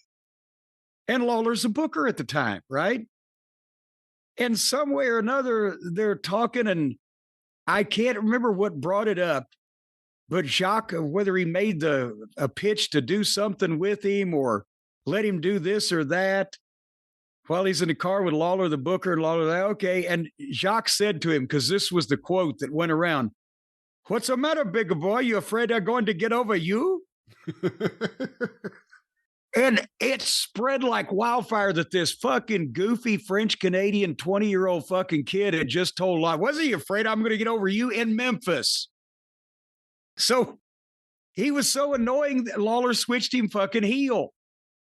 He said he had that personality and that accent and everything. It's a natural heel. He just annoyed everybody. So he switched him heel. And then that's when guys were starting to use music, and Lawler had music, and the Fabulous Ones, well, they weren't around yet, but a few people had music, not everybody. Jacques Rougeau wanted music. No, you're not a top guy. You don't get the music. He brought his own boombox. He would carry it to the ring in the arena with it turned up as loud as he could. Dirty Laundry. And it got so much heat that they kept it as part of a rock and roll Jacques Rougeau. And they kept it as part of his gimmick. They didn't play the music in the arena. He carried the giant boombox. Did he get along with Terry Taylor when they teamed up? I don't know, but it seems like that something about either one of those two would have probably irked the other one. Well, Jim, only a few more names here on the list. 24 years old, Brian Adias. Thank you, Brian, for coming. You get a consolation prize. Also 24 years old, Kelly Kaniski. I really liked Kelly. He was a nice guy. He was with us in Dallas, and he was one of those guys that just probably came along too late, because he looked a lot like his dad. His dad had the Buzz crew cut and no knee pad, boots and tights type of wrestler. And Kelly just didn't have any particular look to him or gimmick or anything like that. But also he had just started. He didn't get a chance to develop too much. And then the territories were gone. And I think he got into some line of business. And his brother Nick worked a couple of years shortly after that. At least Nick had some hair. Jim, at 27 years old, Johnny Mantell. All right. Well, I mean, yeah, thanks for coming, Johnny. Yeah. I will give you both of these names together, although, again, very different careers. At 26 years old, Len Denton, and at 24 years old, Tony Anthony, the Grapplers and the Dirty White Boys. Well, and Lynn Denton, of course, still to this day is synonymous with the name the Grappler. Lynn started working as the Grappler. I think did he start in Southwest down in San Antonio? I know he had a run there. Mid-South. Maybe they both did. I think it was Mid-South. It was Mid-South as the Grappler. And then Lynn kept the Grappler for, and was a booker and top guy in Portland for Don Owen, and still lives out there to this day.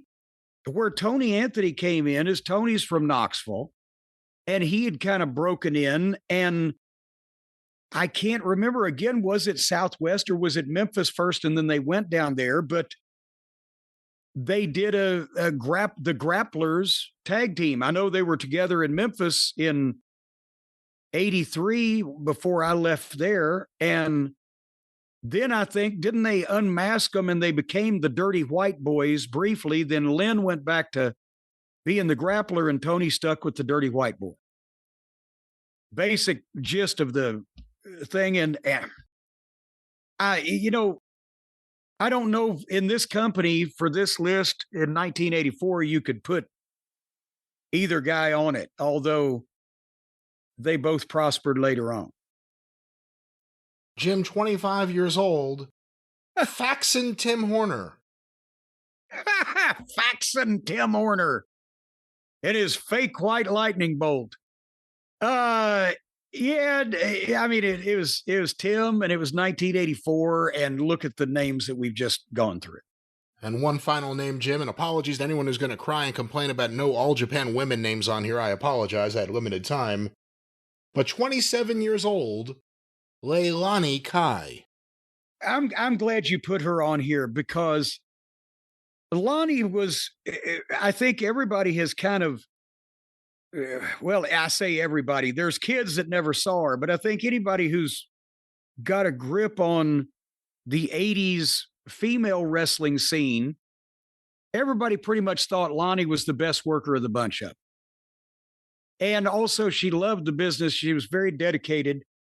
You can't use the same criteria that we were using for any of the guys, for any girls in the 80s, because except for Wendy, because of the unique situation with Cyndi Lauper and Vince and the whole thing, none of the girls were put in money-drawing positions. But Leilani, along with Judy Martin, were kind of considered the two girls at that point in time that were the best workers of the bunch in the United States.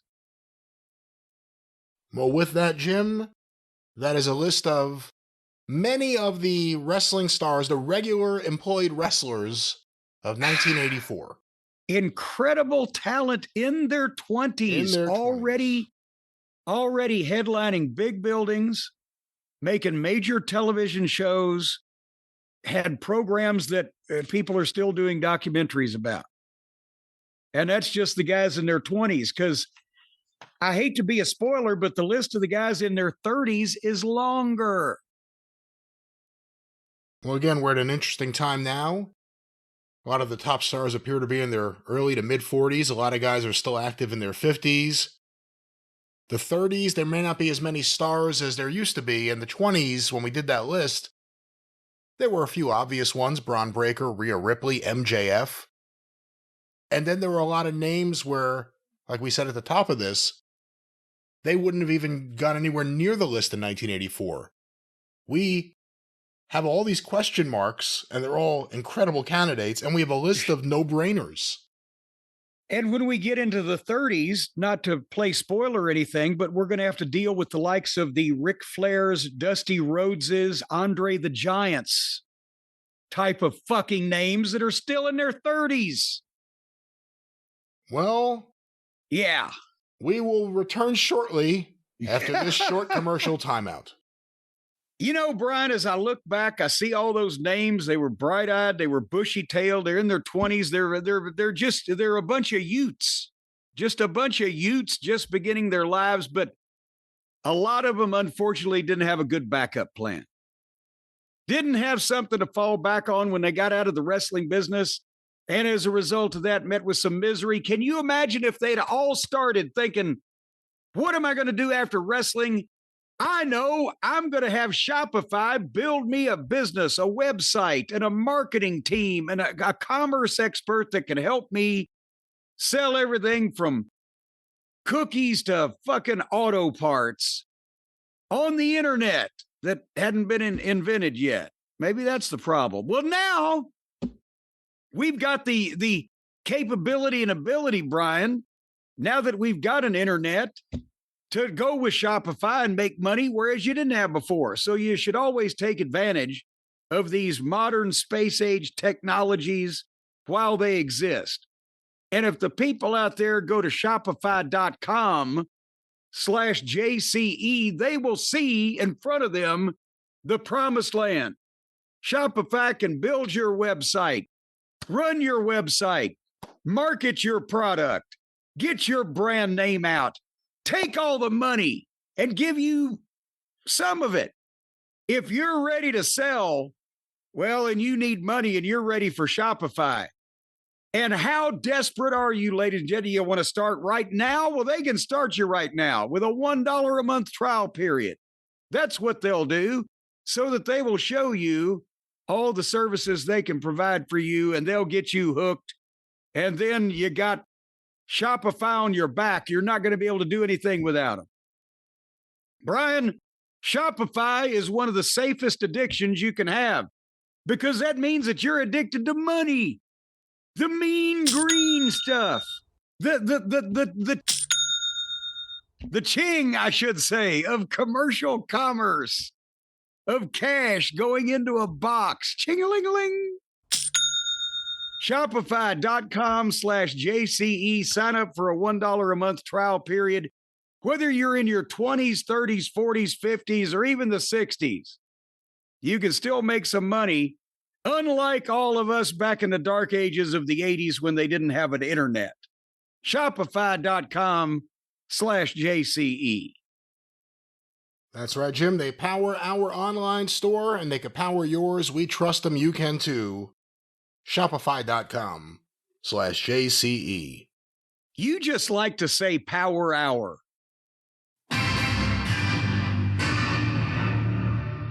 All right, Jim, you know what that means. It's time to get serious. We're back here with the show. Yes, that'll make you stand up and take some notice. That's attention-getting, serious music. I'm moving some papers around here. Jim, before we move on, so we went through, and I apologize for the buzzing behind me, the neighbors doing their fall leaf pickup. Yeah. We got your list. Let's go over real quick the ones that you said would absolutely be on your list of the top 20 in their 20s in 1984.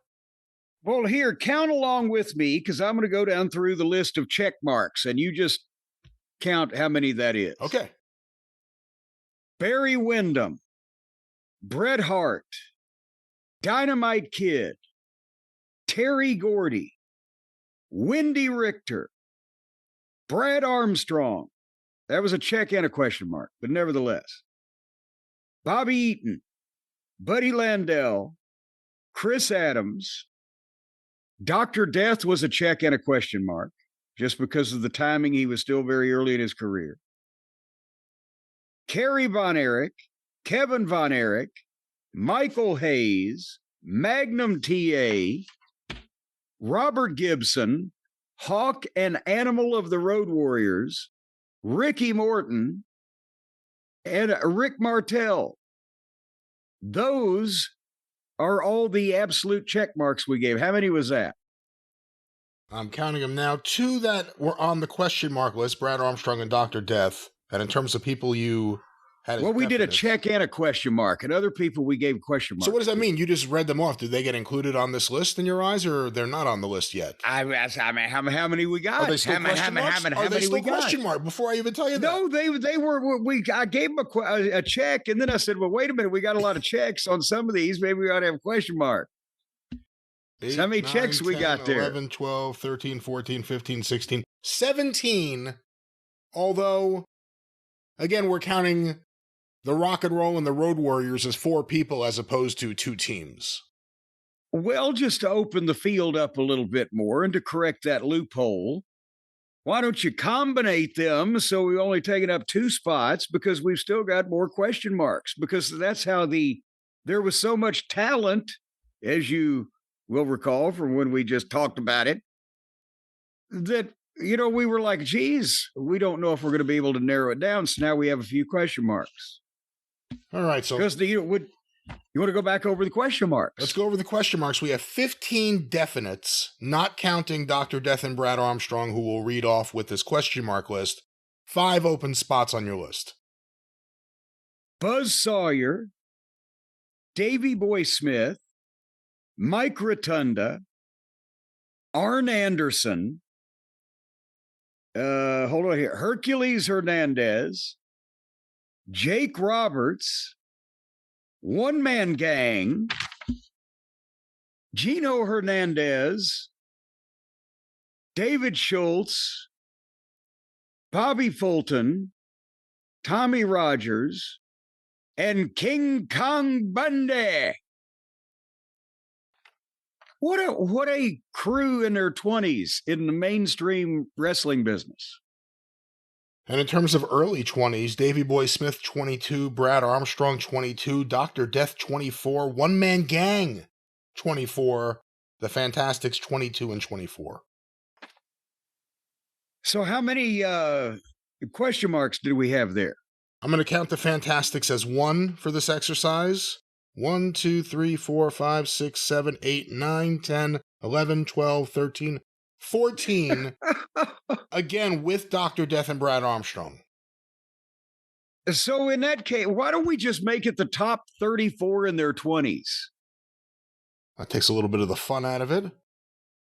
I mean, really, I guess for the 5 definite picks that would take us to 20, you might have to...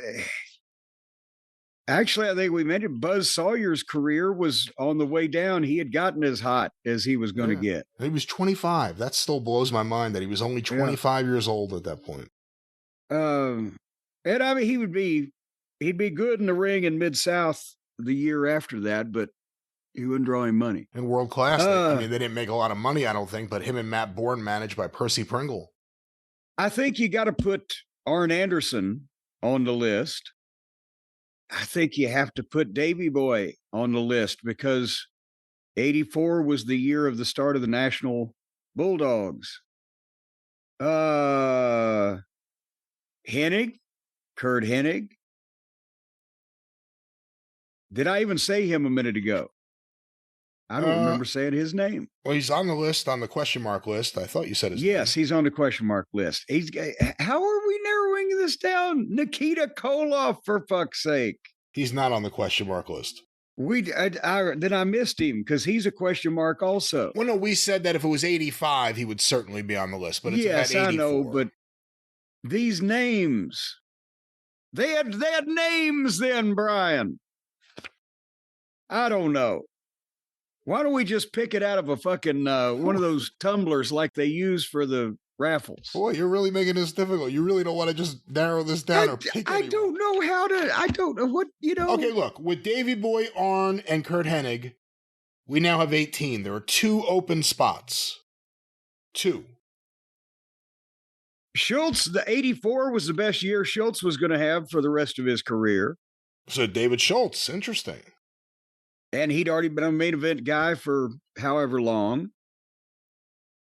I mean, Bundy wouldn't hit big till the next year for all the reasons that we talked about when we went over this. But, oh boy. I think so. With Arn, with Hercules, there's room for Herc now because he was about as good as he was going to get that year. He would be bigger nationally, but he'd never be better in the ring. Well, there it is. There's 20. There you go. Those are your top 20 in their 20s for 1984, not counting managers, of course. Well, of course not. Hey, yes. There's something there. No, there. I was sitting up in my chair, and it takes me a while because I'm old. That's what was different about me. Think about this. What were the ages of every other major mainstream manager in the business in 1984? Jimmy Hart looked like one of the younger ones, and he was like 40, right? Jimmy Hart, I'm trying to do the math. Jimmy Hart is 19 years older than me. So he is currently somewhere in the neighborhood of 82 years old, 83. I'm 64. Jesus Christ. Wow. So he was around 40 when you started. So 41 years ago, he would have been 41, let's say, just for the sake of argument. Akbar. Yeah. Akbar was Akbar 50? That was the manager that the Mid-South fans were used to. Gary Hart was definitely in his 40s. Gary always looked a little older because of his sinister, aura. JJ was actually younger than he looked. But that's a good question. How old was JJ in 1984? Hold on. JJ Dillon, he was born in 1942, so he would have been 42. Okay. Need I talk about the managers in the WWF? Blassie was still there. Freddie was born in the 19-teens. Wizard had just passed away. Albano was born in the 30s, I believe. Lou Albano was born. This is not Lou Albano. Some other guy came. Who the hell is this guy?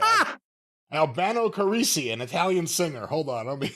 Who'd he ever beat? What the hell? Lou Albano was born 1933, Rome, Italy.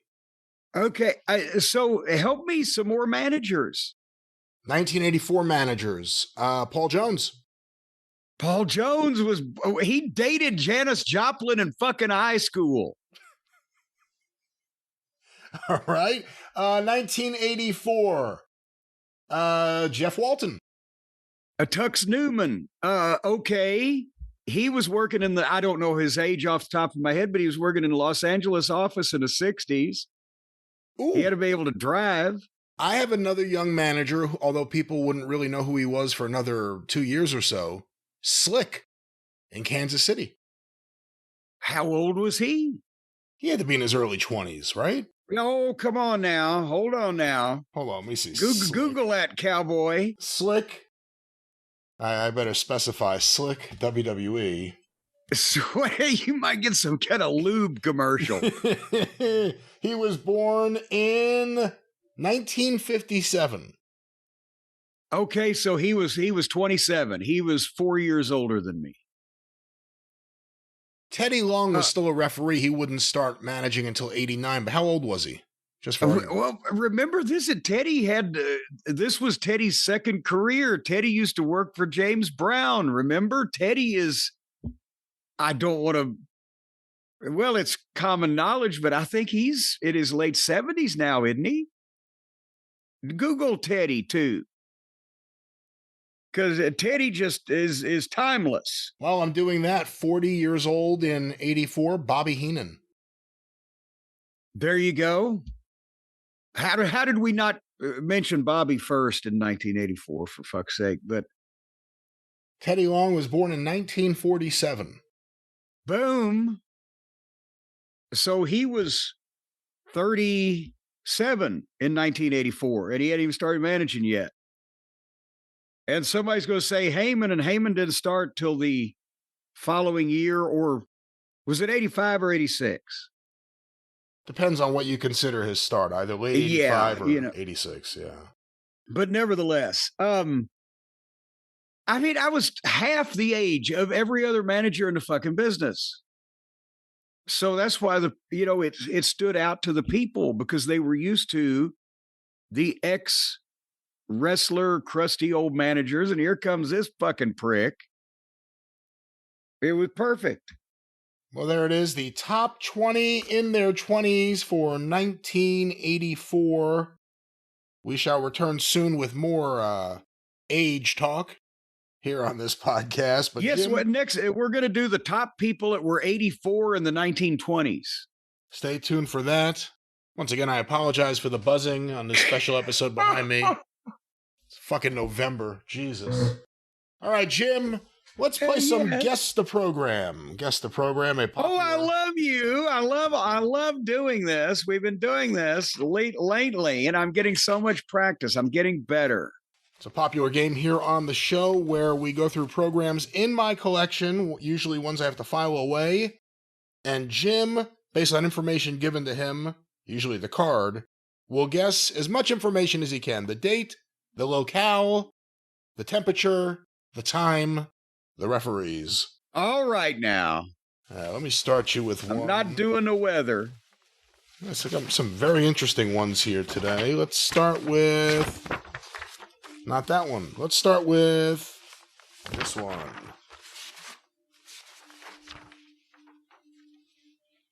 I'm just doing the hum. Well, thank you. That's very helpful. All right, Jim, the first one. I'm going to read you the names written in for the competitors who are not there without naming.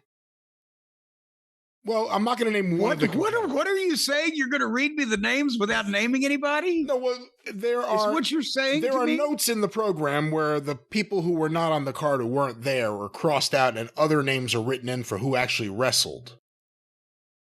All right, so we'll... Okay, I got it. So what are you giving me now? Well, let's go through the card here. Okay. Matt Gibson versus Frank Valois. Good Lord. The Great Mephisto versus Butcher Brannigan. A special one fall 30-minute time limit handicap match. Andre the Giant versus Ramon Lopez and Leo Seitz. The semifinal, 2 out of 3 falls, 45-minute time limit. Written in, Dale Lewis versus Pete Sanchez. And the main event, 2 out of 3 falls, 60-minute time limit. Ivan Putski versus Blackjack Mulligan. Okay.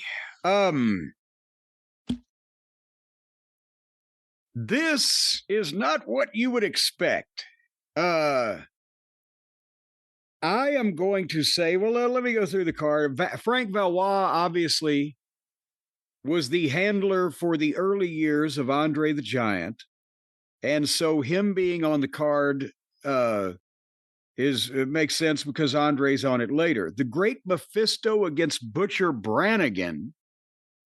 Well, and then Andre following in a handicap match. Well, Butcher Brannigan had a run in the WWF, but Mephisto didn't. And with Andre being in a handicap match against two less than stellar opponents, that indicates to me this is early Andre touring. Valois with him. He's just in a handicap match. They didn't need to book him against any name because people just wanted to see him the first time. Professor Dale Lewis and Pete Sanchez. Again, Pete Sanchez, if I'm not mistaken, was a noted undercard guy in the Northeast, which is why I think you're trying to fuck with me here. But Dale Lewis wasn't. And Ivan Putski and Blackjack Mulligan were both on top in the state of Texas in the mid-70s. And so, therefore, I would say that this is the Dallas Sportatorium. And the only thing I'm waffling about is whether it's 1974 or 1975. And I'm going to say, fuck, I can't remember when the Blackjacks first went to the WWF. It's 1974. The date, Monday, December 3rd, 1973. Ah! The Northside Coliseum, Fort Worth, Texas. Fort Worth, Texas, not Dallas, but Fort Worth. But I missed it by 21 days of being 1974. And a few miles, that's right. Notice the pizza and Frito pie concessions have been opened. Go down the ramp on the west side. Also beer and soft drinks. Ron, do you know you're a Yankee northern son of a bitch? Do you know what a Frito pie is? I've never heard of a Frito pie before, no. They take the individual snack bag of Fritos, the plastic, well, it used to be a nice, even a small bag of Fritos used to be nice size. I'm not talking about something now like the size of a baseball. But the plastic sack of the Fritos, and they fucking pull it open and they dump a goddamn big old spoonful of chili in there and maybe sprinkle some cheese on it and stick a spoon in it and sell it to you. That's a Frito pie, baby. Some interesting advertising here. Santaland, Christmas 1973. Thrill your child with a personal letter from Santa.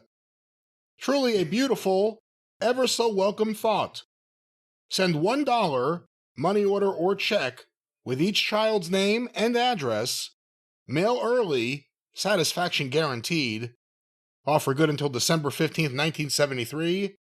Santa has a letter that all parents will respect. Send $1 check or money order to Santaland. There's a P.O. Box in Irving, Texas. Did you ever get a letter from Santa when you were a kid?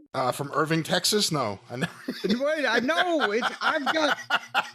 No, I ain't shitting you. I've got it here over in my dad's old desk in the corner of the office over there, where I have some of my childhood papers. I actually you got a letter. I think it's 1964. I can't remember, but you got a letter with the North Pole cancellation. What's the word I'm searching for? Boom. They stamped the stamp. They canceled the stamp. It says North Pole, Alaska, and it's on stationery with snowflakes and reindeer, and Santa tells you've been a nice little child. One more thing to ask you about in this program, because I don't know anything about it. I told you that there were a couple names written in. Dale Lewis was written in for Jose Lothario, which, thank God, that would have been a giveaway, in a sense, even though you got it. Or came close. Yeah. Matt Gibson was written in for Ricky Gibson. And there's a photo of Ricky Gibson here. And it says, Matt Gibson wants match with Lewis. Huh. Matt Gibson stormed into the Northside Coliseum last week and won over the fans with his exciting wrestling and his victory over Blackie Gordman. Matt, the older brother of another sensation to hit Fort Worth, Ricky, came to Texas to avenge an injury to his younger brother.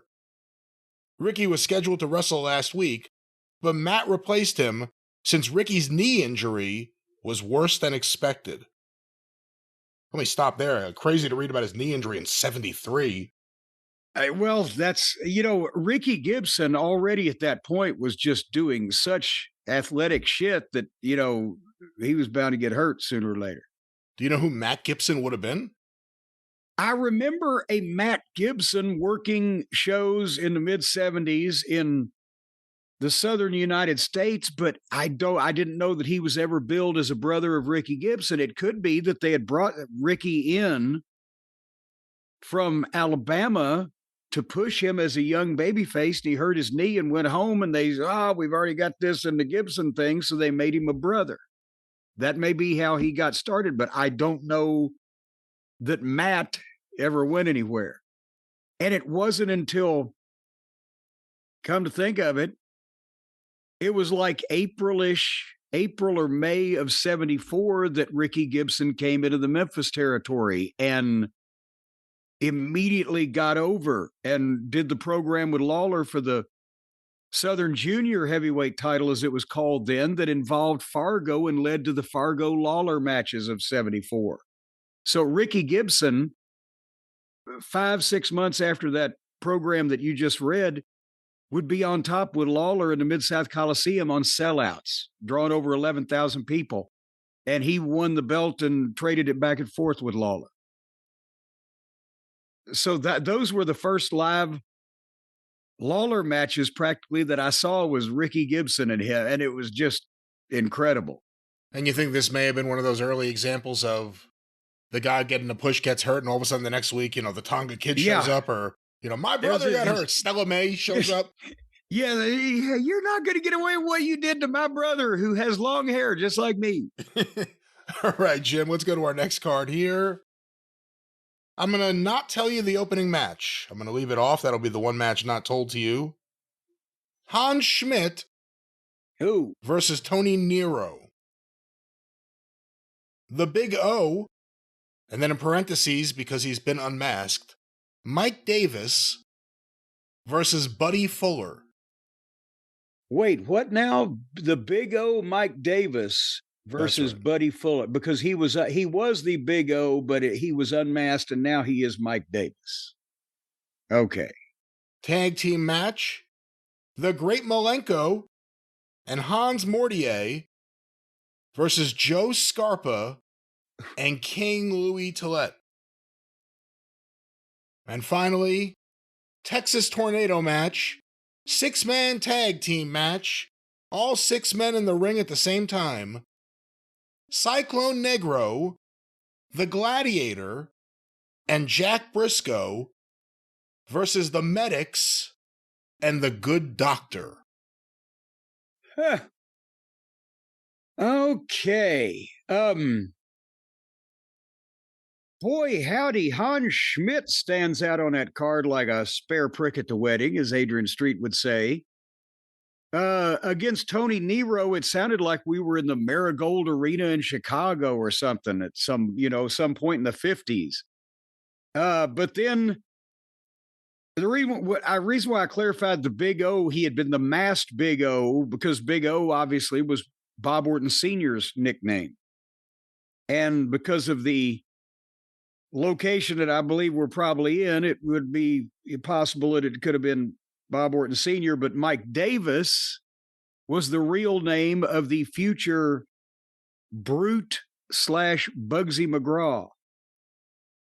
Buddy Fuller, obviously a Southern legend, son of Roy Welch, father of Ron and Robert Fuller, member of the Welch family, which, again, because of where we are, is probably pertinent. The Great Malenko, Boris Malenko, and Hans Mortier against Jay Scarpa and Louis Tillett. With the except Mortier is probably more known for his run in the Northeast with the weird headgear, but Malenko, Scarpa, and Tillett are Florida legends in this time period. And a Texas Tornado 6-man with Cyclone Negro, who was used heavily in Florida, the Gladiator, who, God damn it, I ought to know who that is, and I can't call his name, and Jack Briscoe against the Medics and the Good Doctor, kind of rounds out that this is the state of Florida. Again, I don't know whether it's Miami or Tampa. I'm going to quit picking St. Petersburg. That's where all the big shows happen. But this was the era before they were probably running the St. Petersburg Civic Center. A simpler time. Could this have been in 1971 in the Miami Beach Convention Center? Jim, we are in the Miami Beach Auditorium. Oh! Wednesday, May 7th, 1969. Yeah! This is the ringside. I would have gone earlier if I'd have studied more on it, but I didn't want to waste everybody's time.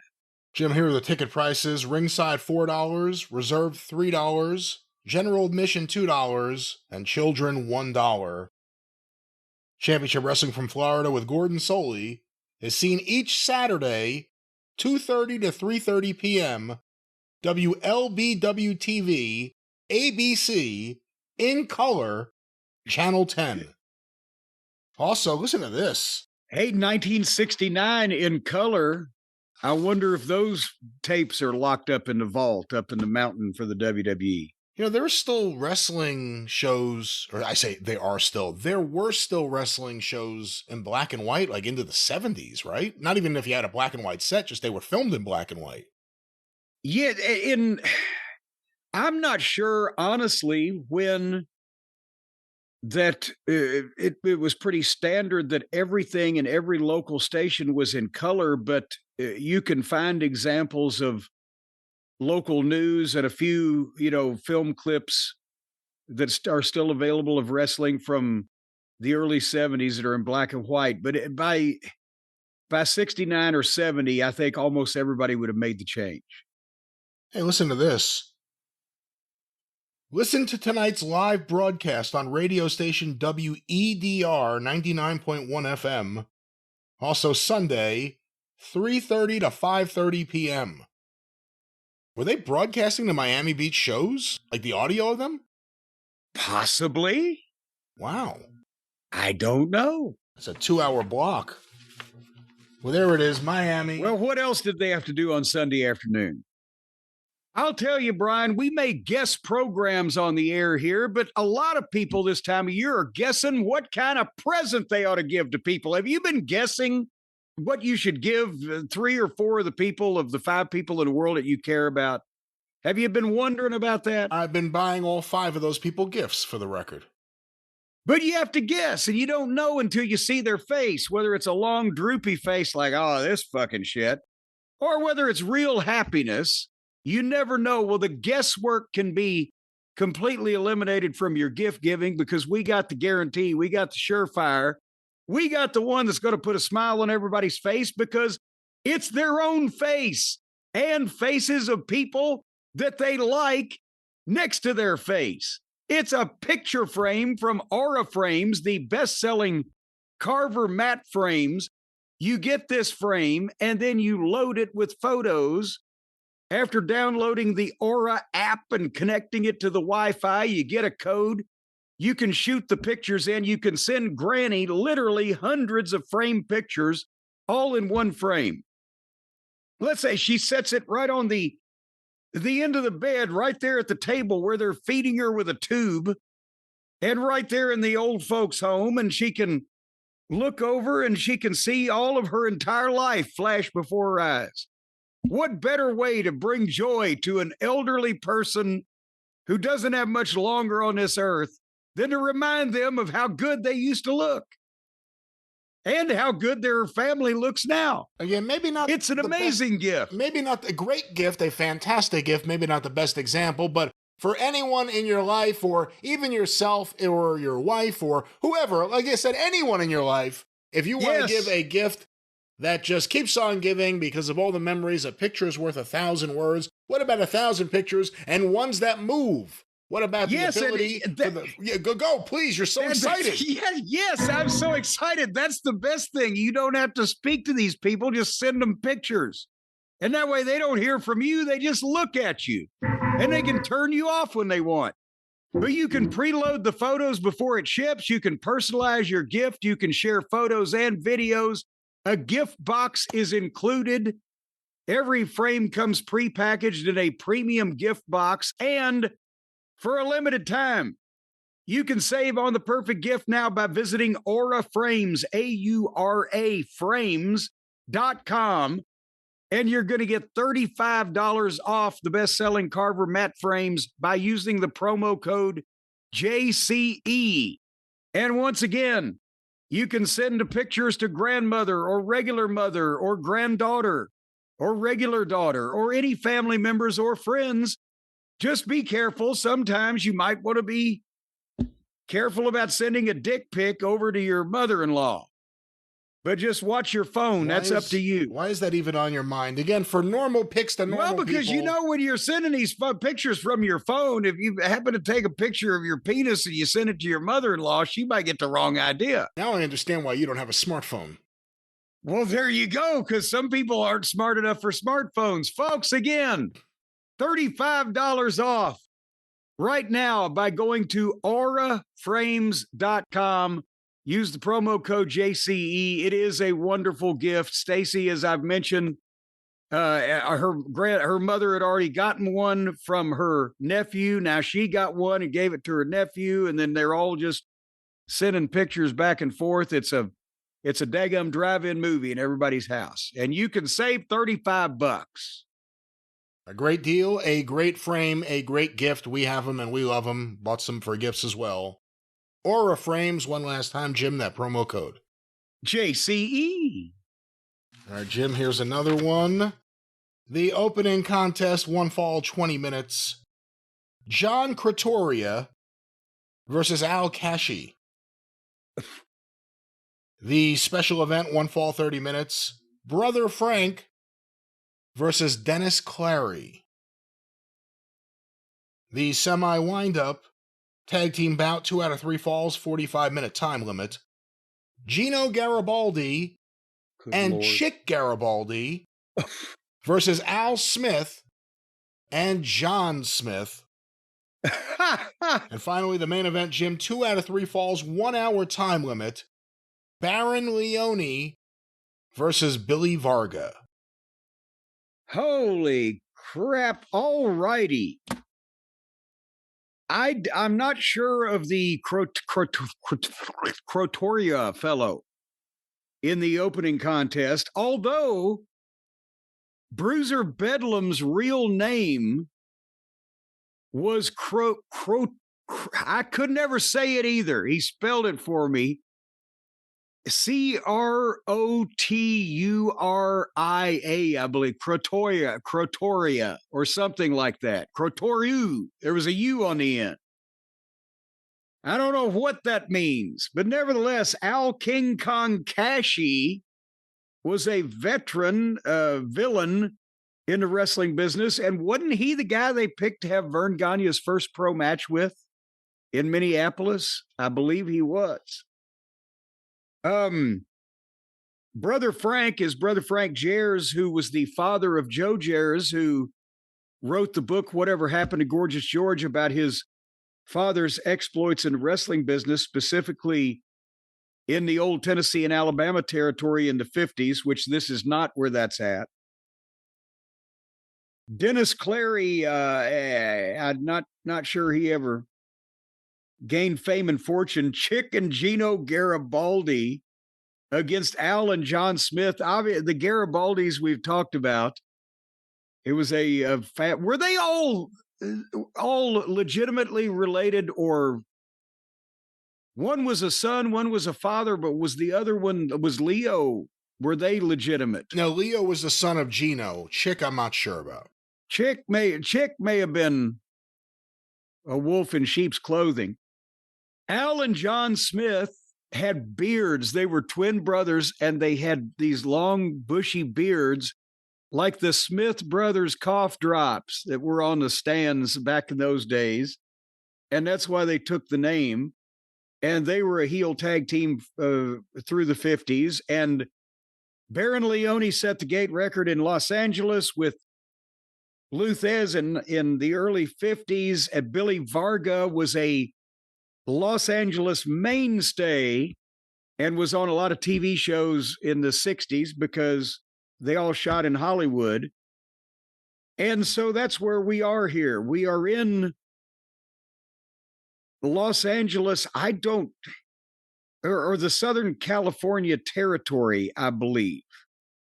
The problem is I have a hard time believing this is an Olympic auditorium card, but anything's possible. But from the people on the card, I would say the year would be 1957, and we're in Southern California, but not the Olympic Auditorium. How'd I do? You did pretty good in some parts and almost Ooh. there in other parts. Yeah. It's Long Beach, California, the Long Beach Municipal Auditorium, so you get Southern California. Okay. Thursday, April 17th, 1952.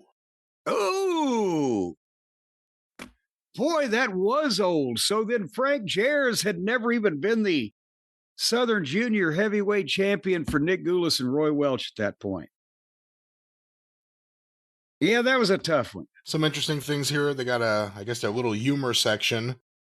She was only a grave digger's daughter, but you ought to see her lower the beer. Here's another one. The visitor says, If you're not up on your funeral terminology, you wouldn't even really get that, would you? The visitor says, "Can you tell me the name of this school?" The young man says, "Sorry, I'm just a football player here." When he threatened to drive her over a cliff in a taxi, she just laughed. She knew the cab was yellow. That's stupid. I'll give a fur muff for a kiss. What? A fur necklace for a hug. A fur coat for, and then another person comes in, "Stop! That's fur enough." All right, there's a free dance every Saturday night. Veterans, use your local VFW club. You know the guy that wrote that, Brian, he was bred in old Kentucky, but he's just a crumb down here. I guess so, but that's the update here. Also, there's a safety notice for your own protection. Please do not sit on the back of the seats, as we are not responsible in case of injury. The seats are not fastened down and topple over very easily. So there's that program.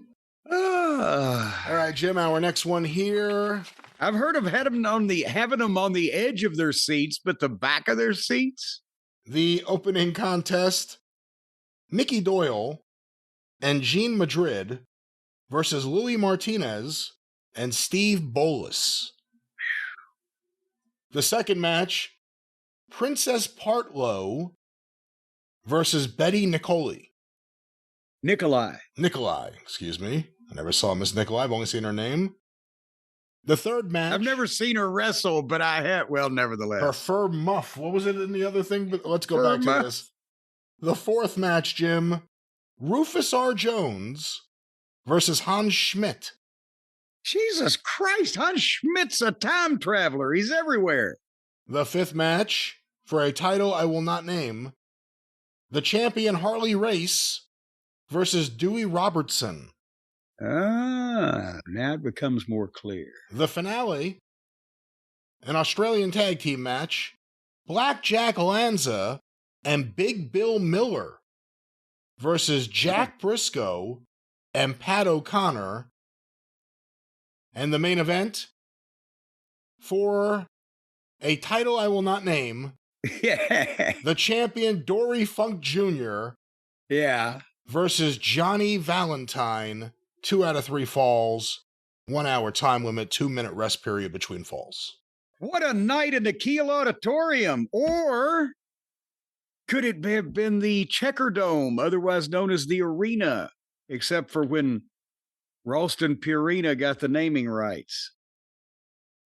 Do they even make dog food from Ralston Purina anymore? Checkerboard Square? I don't know. I know Purina Cat Chow from the commercials. Well, so they've gone over to the other side, huh? They've forsaken the dogs and gone over to sympathize with the cats. I see the way this. I guess so, but I'll give it to you because you know what? It's not even a question. You got it. It's the Kiel Auditorium, St. Louis. But let's talk about. Well, yes, but let's talk about the day. Well, first of all, going up and down the card, Mickey Doyle, good friend of Tom Pritchard's, and would become a Detroit mainstay. Jean Madrid, is the Jean Madrid here Gypsy Joe? Or would that, because I don't know. Jean Madrid here. I can't keep track of whether Spain. Well, I can't keep track of whether he was Jan Madrid or Jean Madrid or whatever at one point in time. But Luis Martinez, arriba, longtime Midwest Hispanic star. Princess Partlow was Sandy Partlow. who, and along with Betty Nicolai, were two of Moolah's girls at that point in time. Rufus R. Jones really was a Central States babyface icon before he went to the Carolinas or some places in the South where he was seen later on. As I said, Hans Schmitz every goddamn where. The title that you didn't want to mention with Harley Race and Dewey Robertson, who would later become the missing link, was the Central States title, right? That is correct. And then Lanza and Bill Miller against Jack Briscoe and Pat O'Connor, that told me where we were at. And then the Funk and Valentine confirms it. And this is got to be during Dory's title reign between 1969 and 1973. And I am going to, based on my available borderline mystical knowledge, say that it's 1971. Jim, McHale Auditorium, St. Louis, Missouri, Friday night, June 18th, 1971. Home run for Jim Cornette. Crack, boom, shh. Ticket prices, $2, $3, $4, and $5. And a bargain at twice the price. All right, Jim, our next program here. Midget match. Lord Littlebrook versus Bull Brummel. Wait, how did you say that? Bull Brummel. Well, it would either be or bull instead of Bull Brummel, but it's because it's the midget match. I fucked it up. I'm so Bull Brummel. Bull Brummel. But actually, no, it would be Beau Brummel, and they fucking fucked it up, the printers, because that was the midget's name was Beau Brummel. He was a fancy Dan Beau Brummel character. Well, obviously, as we've determined, he's known as a lot of different things. People were calling him all kinds of names. Jim, a tournament match. One more loss will disqualify Clancy. Irish Mike Clancy versus George Grant. And I'll tell you, Jesus. Irish Mike Clancy has 5 wins, 1 loss. George Grant, 1 win, no loss. For the World Tag Team Championship, the Fields brothers, Don and Luke, the champions, versus Kenji Shibuya and El Zorro. And finally, a tournament match. One more loss to disqualify either. Tor Yamato, with 7 wins and 1 loss, versus Leapin' Larry Shane, 5 wins, 1 loss. Woo! Well, this is a Welch family territory. We got that much so far. Littlebrook, this is early in his career. He would go on. Remember, he managed the New Zealand militia in WCW in like 89 or 90 or whatever it was. And at that point, he had been the booker for the midgets for years at that point. He had taken over from Littlebrook was based out of the Central States, and originally the midgets had been booked out of Montreal, and when they made the switch, he ended up with it. George Grant was Gorgeous George Grant, who tried to make people think he was the original, to the point we've talked about it, where when he died, his obituary said he was the original Gorgeous George. Irish Mike Clancy was at one point the NWA World Junior Heavyweight Champion, was a top name, especially in the South during this time period, with the World Tag Team title being held by Don and Luke Fields. The Fields are cousins of the Welches. They had a long run during this time period in the Tennessee territory, but at the same time, they were also working Alabama when it was separate. Kenji Shibuya would have been very young at this point, and I'm not sure who Zorro was. And with the main event, Larry Shane and Tor Yamato was the Japanese heel that Goulas and Welch used quite extensively the few years before Harold Watanabe showed up, and they made him Tojo Yamamoto because Toru Yamato had been over so big, and then Tojo Yamamoto became one of the top 3 baby faces of their entire 60s and 70s run. Having said all of that, it's gotta be, is this a Memphis card in the like 1960 or 61, or is this Birmingham maybe during the same time period? I'm going to go with Birmingham, Alabama in 1960. Jim, Birmingham, Alabama. It's the Southern Wrestler, the official Birmingham wrestling program, Monday, September 7th, 1959. All righty. Well, I was still close. Special. Can you find your name? Several wrestling... Most of our fans can't find their way home. Several wrestling fans' names appear somewhere in this program. If you can locate yours, bring it to ringside before tonight's matches are over, and you will receive $1 silver. That's a pretty good deal.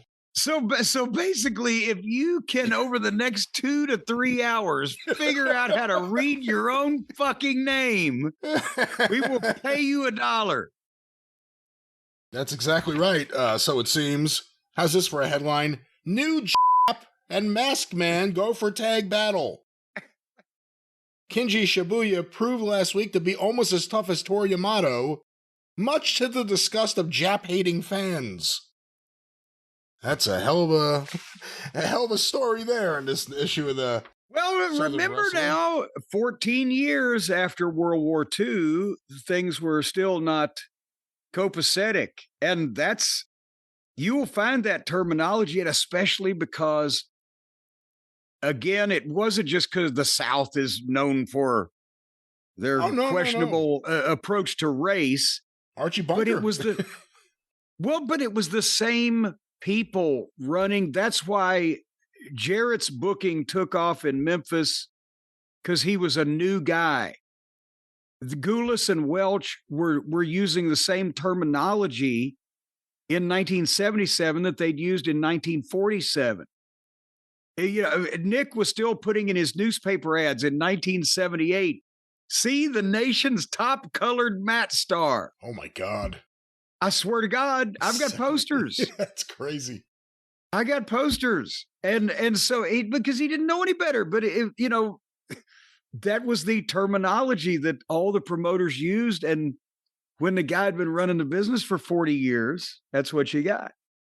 A couple other interesting things in here. By the way, this was the Southern Elimination Tournament round 15. Sounds like Tony Khan was booking at this point in time in 1959. Live studio matches. Thrilling live matches are held each Saturday evening at 10:30 p.m. at WAPI TV Channel 13. Free tickets available to all fans by writing Nick Goulas and Roy Welch, Bankhead Hotel, Birmingham, Alabama. Include a self-addressed stamped envelope. Every person must have a ticket. 10:30 at night they were taping live wrestling. That's crazy. Well, Eddie Marlin told me when I started doing TV in 1982, because we'd come in, it had been either a late night the night before a show when you didn't get back to Memphis till after midnight. Here we are at 10 o'clock in the morning, we're at the studio. Or when you had to leave Nashville and go to TV, you had to leave Nashville at fucking 6 o'clock in the morning to make TV. And he said, boys, it ain't anywhere like it used to be. They were so hot in the early 70s where Nick had studio television shows in every one of his major markets, and they were running so many shows and had so many guys being booked to the various places. Eddie Marlin and Tommy Gilbert, when they were on top in 73 as the babyface early version of the Rock and Roll Express, right? Southern Tag Team Champions, whatever. They would get up and they would go to Memphis television from wherever they'd been on Friday night. And then they would drive back from Memphis TV to Nashville. So that's 200 miles up the interstate, where Nick would have a small plane waiting on his, like, his 4 top guys or whatever. And they would then take that plane and fly over the mountain to fucking Chattanooga, because Chattanooga, Nashville is only 130 miles, but it was, I don't think they had the interstate finished at that point, and the fucking mountains in the way. But they would fly them to the Chattanooga live TV that was on the air at 5 o'clock in the studio of Channel 12, I think. And that would pump that night's matches at the Chattanooga Memorial Auditorium. So they'd go over to the auditorium and do the show in Chattanooga. And if they were in the main event, they would put it on like second or third so they could get back in that fucking plane, because the Huntsville TV, or was it Huntsville or Birmingham? Which one was this? This was Birmingham. Was at 10:30 at night. So they would hop over to Birmingham and make that live fucking TV in Birmingham and then fly back to goddamn Nashville. That's just Saturday. It's wild how much live wrestling there was in that territory. Obviously, you can't see it everywhere, but just how much that territory was producing is amazing. During the 1973, they had a live studio show in Memphis, obviously. Huntsville, I believe, had one. We just know Birmingham did. Chattanooga. I think Nick was still doing a taping at the TV station in Nashville, and that's when they had Louisville TV for like 9 months at that same period of time. So there was like 6 or 7 studio televisions they did every week. Jim, 4 cents a day is all it costs you to have an extension in your own home. For complete information, call Charles Harrison, has his phone number. Phones in pastel colors, white and black, to fit your needs. So 4 cents a day, not to feed a starving child, but to get an extension to your phone line in your house. By the way, last week, a silver dollar was collected by Joanne Kimbrough. Failing to locate their names were M.A. Handley, Margaret Ann O'Neill, and Patsy Forrester. So they did not locate their names. They couldn't figure it out. Well, to be fair, it's a fucking 4-page program. Jim, let's get another program here. This one, the opening event. Hey, what the hell, folks? It's a holiday weekend. We're just having fun. The opening event, 1 fall, 20-minute time limit. Bobby Coleman versus Ray Gilbert. Board. Special event, 1 fall, 30-minute time limit. Mad Monty Ledoux versus Gordon Hessel. The semifinal event, 2 out of 3 falls, 45-minute time limit. Ray Perret, or Ray Perret, I'm not exactly sure. P-I-R-E-T. I think it's Perret. I believe it's Perret. Okay. Versus the Masked Stranger from nowhere. But weighing 214 pounds. Strangers in the night exchanging clothing. And Jim, finally, the main event, 2 out of 3 falls, 60-minute time limit. Michelle Leone from Italy, or Baron Michelle Leone, does say Baron here. Baron Michelle Leone versus Killer Chris Tolis from Canada. Well, I don't know about Mr. Coleman and Mr. Gilbert in the opening match, or Gordon Hessel. Monty Ledoux was a name in the West Texas territory, and actually was an opponent of Dory Funk. Well, I can't say senior because he didn't bill himself at that, as Dory Funk on his first week in the Texas territory. I have a program with Dory Funk and Monty Ledoux in the main event in New Mexico.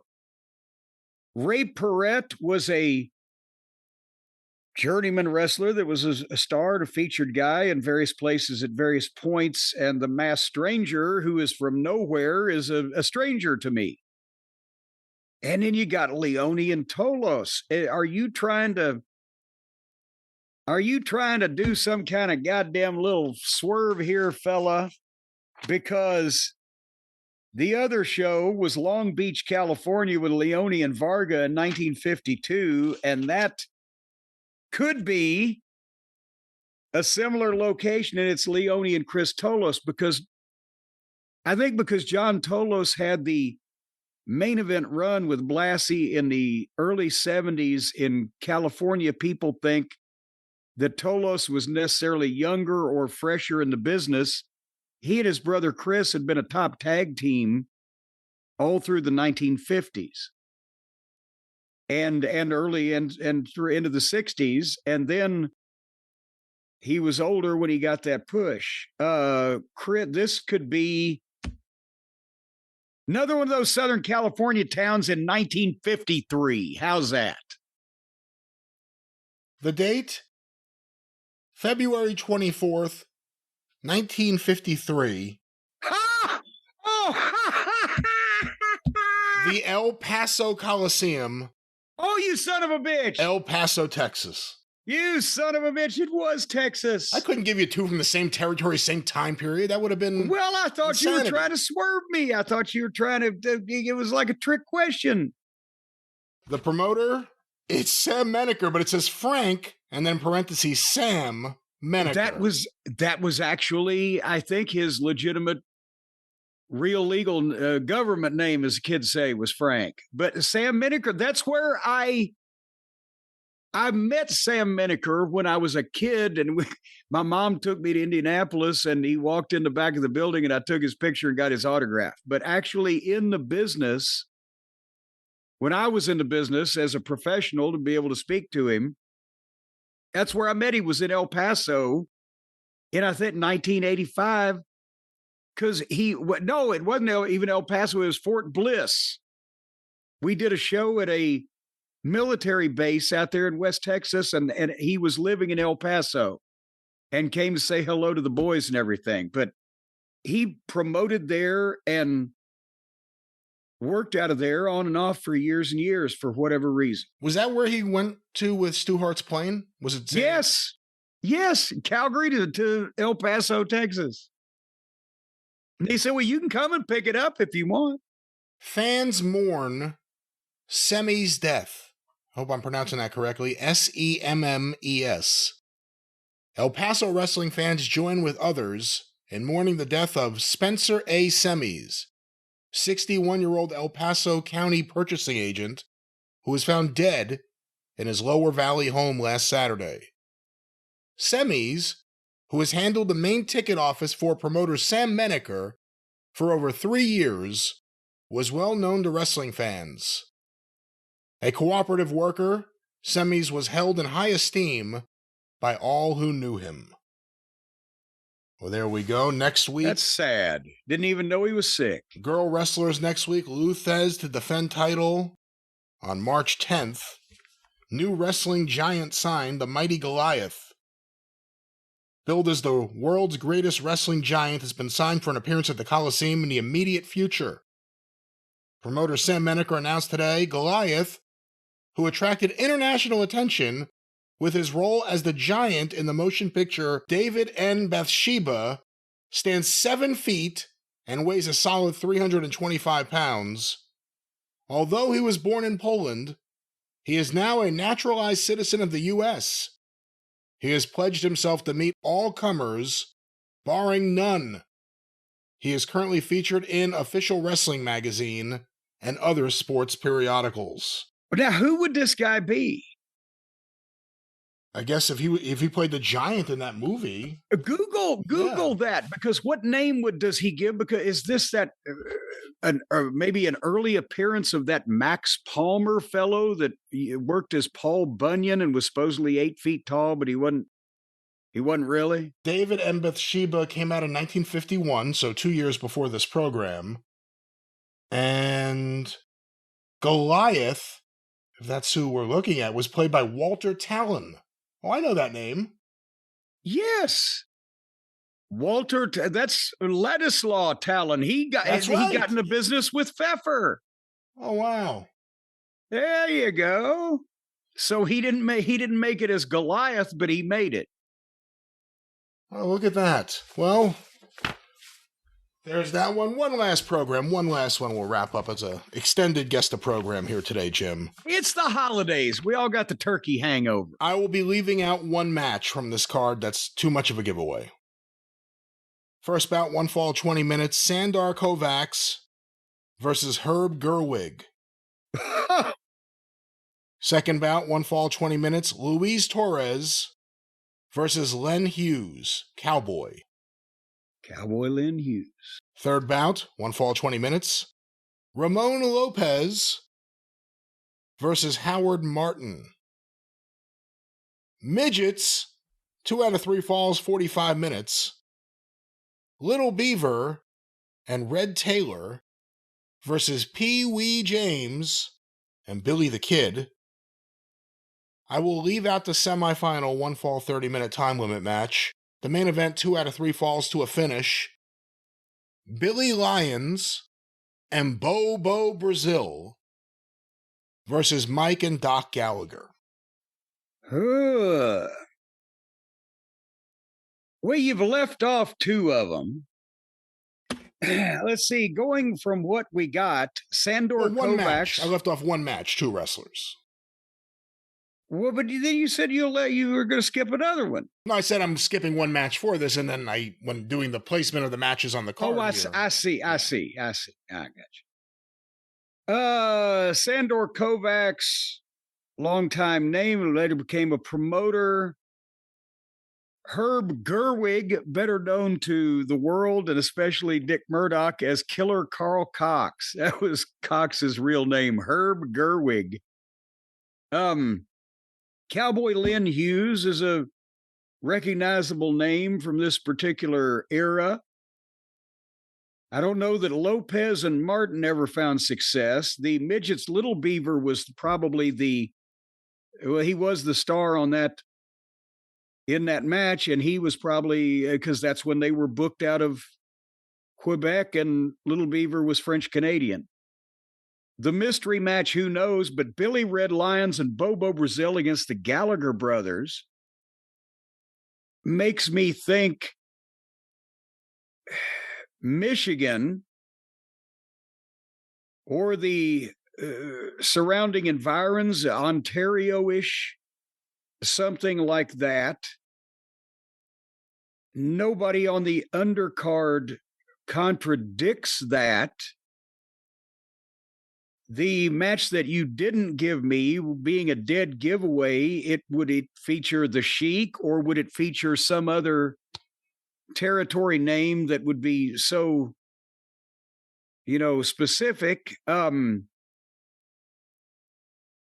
But for a time period, God, this is hard also. Sandor Kovacs is still in the ring. Cox is not yet Cox.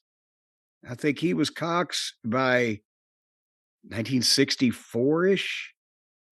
This is before that. 1961, somewhere in Ontario. Jim, the match I didn't give you was the semifinal 1 fall 30-minute time limit. Ilio DiPaolo versus Bronco Lubitsch. We're in Buffalo, New York. We're in Buffalo, baby. Friday, April 1st, April Fool's Day, 1960. So what'd I say, 61? 61. How far is Buffalo, New York from Ontario? It's right there. There you go. So, fuck it. All right. And there's a picture of then. Picture of Herb Gerwig here. It looks like holding a glass of milk with a sheepish smile on his face. Never seen Killer Carl Cox look like this before. But there it is. Hey, Murdoch told me one time, said fucking Cox, after he got out of the business, he worked as a jail guard somewhere, I think, down in Texas, right? In Dallas, I think. In Dallas. Well, there's this one fucking guy they had locked up. He was nuts. And Cox would go in there and fuck with him and fuck with his mind.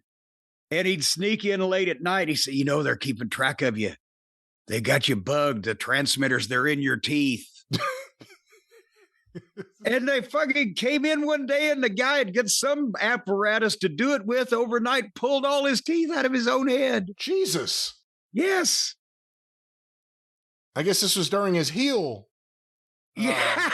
Run unemployment. He didn't, Cox didn't know he was going to go that far, but he was a stiff ribber, though. He's in JFK, the Oliver Stone film. I believe he plays the police officer in the Dallas police station carrying the gun when they Yes, that's right. Yeah. Because he had that similar fucking giant head to the guy in the picture.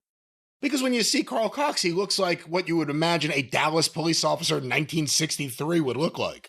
Yo, every bit of it. All right, well, that was Guess the Program. And of course, we have to tell you about one of our friends now. Well, Brian, now that we've finished that mental exercise, as I feel like doing whenever I exercise anything, I need to lay down. But thankfully, for the folks out there, you will be happy to know that I'm laying my weary body down on a Helix Sleep mattress, and you can too, just like Brian and I do, just like all of Brian's children do, just like Stacy does, just like, as a matter of fact, as I mentioned, I have them out in the backyard in case we need to jump out the window someday. You too can lay down on a Helix Sleep mattress, and it depends on you as to what it feels like. Do you want it firm? Do you want it soft? Do you want it to cool you down? Do you want it to keep you warm? Whatever you want to do, it'll do, because you just go to helixsleep.com. That's HELIX sleep.com, and you take the quiz and you pick the mattress based on what your preferences are and how you like to sleep and who you like to sleep with. They'll ask you for maybe the past 5 sexual partners, just so they can check you out and determine how much abuse this mattress is going to take. They won't ask you they won't ask you anything about your sexual history. Let's not lie to the people. Well, you can give fake names. They don't ask for the driver's license anymore. There is no they. Make names up. They will be leaving you alone. There is no they. There's no person that will be harassing you again about your private sexual history. Enjoy a good night's sleep, a private night's sleep, or a sleep with friends on a great Helix Sleep mattress. Let's get this back on track, Jim. Or you can stay up late and watch movies on it too. But again, if you want a soft one or a hard one or a big one or a small one or whatever you want, they got it. And it will help you with all your back and sleeping issues. If you got a bad back, you got the sleep apnea, you got the night sweats, you wake up screaming. They got one for that too. It's a screaming Mimi mattress. It instantly claps a towel across your face and smothers you so that you don't wake up the people next door. There is no screaming Mimi mattress, and there's no mattress that will smother you. We want to make sure we stress. Well, not all that the way. Is not the just Helix Sleep way. No. It'll muffle the screams and cries. There will be no screams and cries, and there will be no muffling. It's a win for all involved. Helix Sleep, a great mattress, and of course, Jim, a great deal for our listeners looking for a good ordinary night's sleep. Well, yes, and without the insane nightmares about being held captive in a South Pacific prison camp. Go to helixsleep.com right now and use the promo code JCE, and boy, howdy, you're going to get 27% off. 27% off with the promo code JCE over at helixsleep.com. And now at the holidays, a better time than ever to throw away that old filthy mattress you got. Just chuck it out the window. You don't even need to put a mattress underneath it because it won't get hurt when it hits the ground. Actually, put your old mattress out in the backyard and put the Helix in the house. That way, you can sleep on the best mattress and just have the other one to jump out the window on in case of emergency. helixsleep.com/JCE.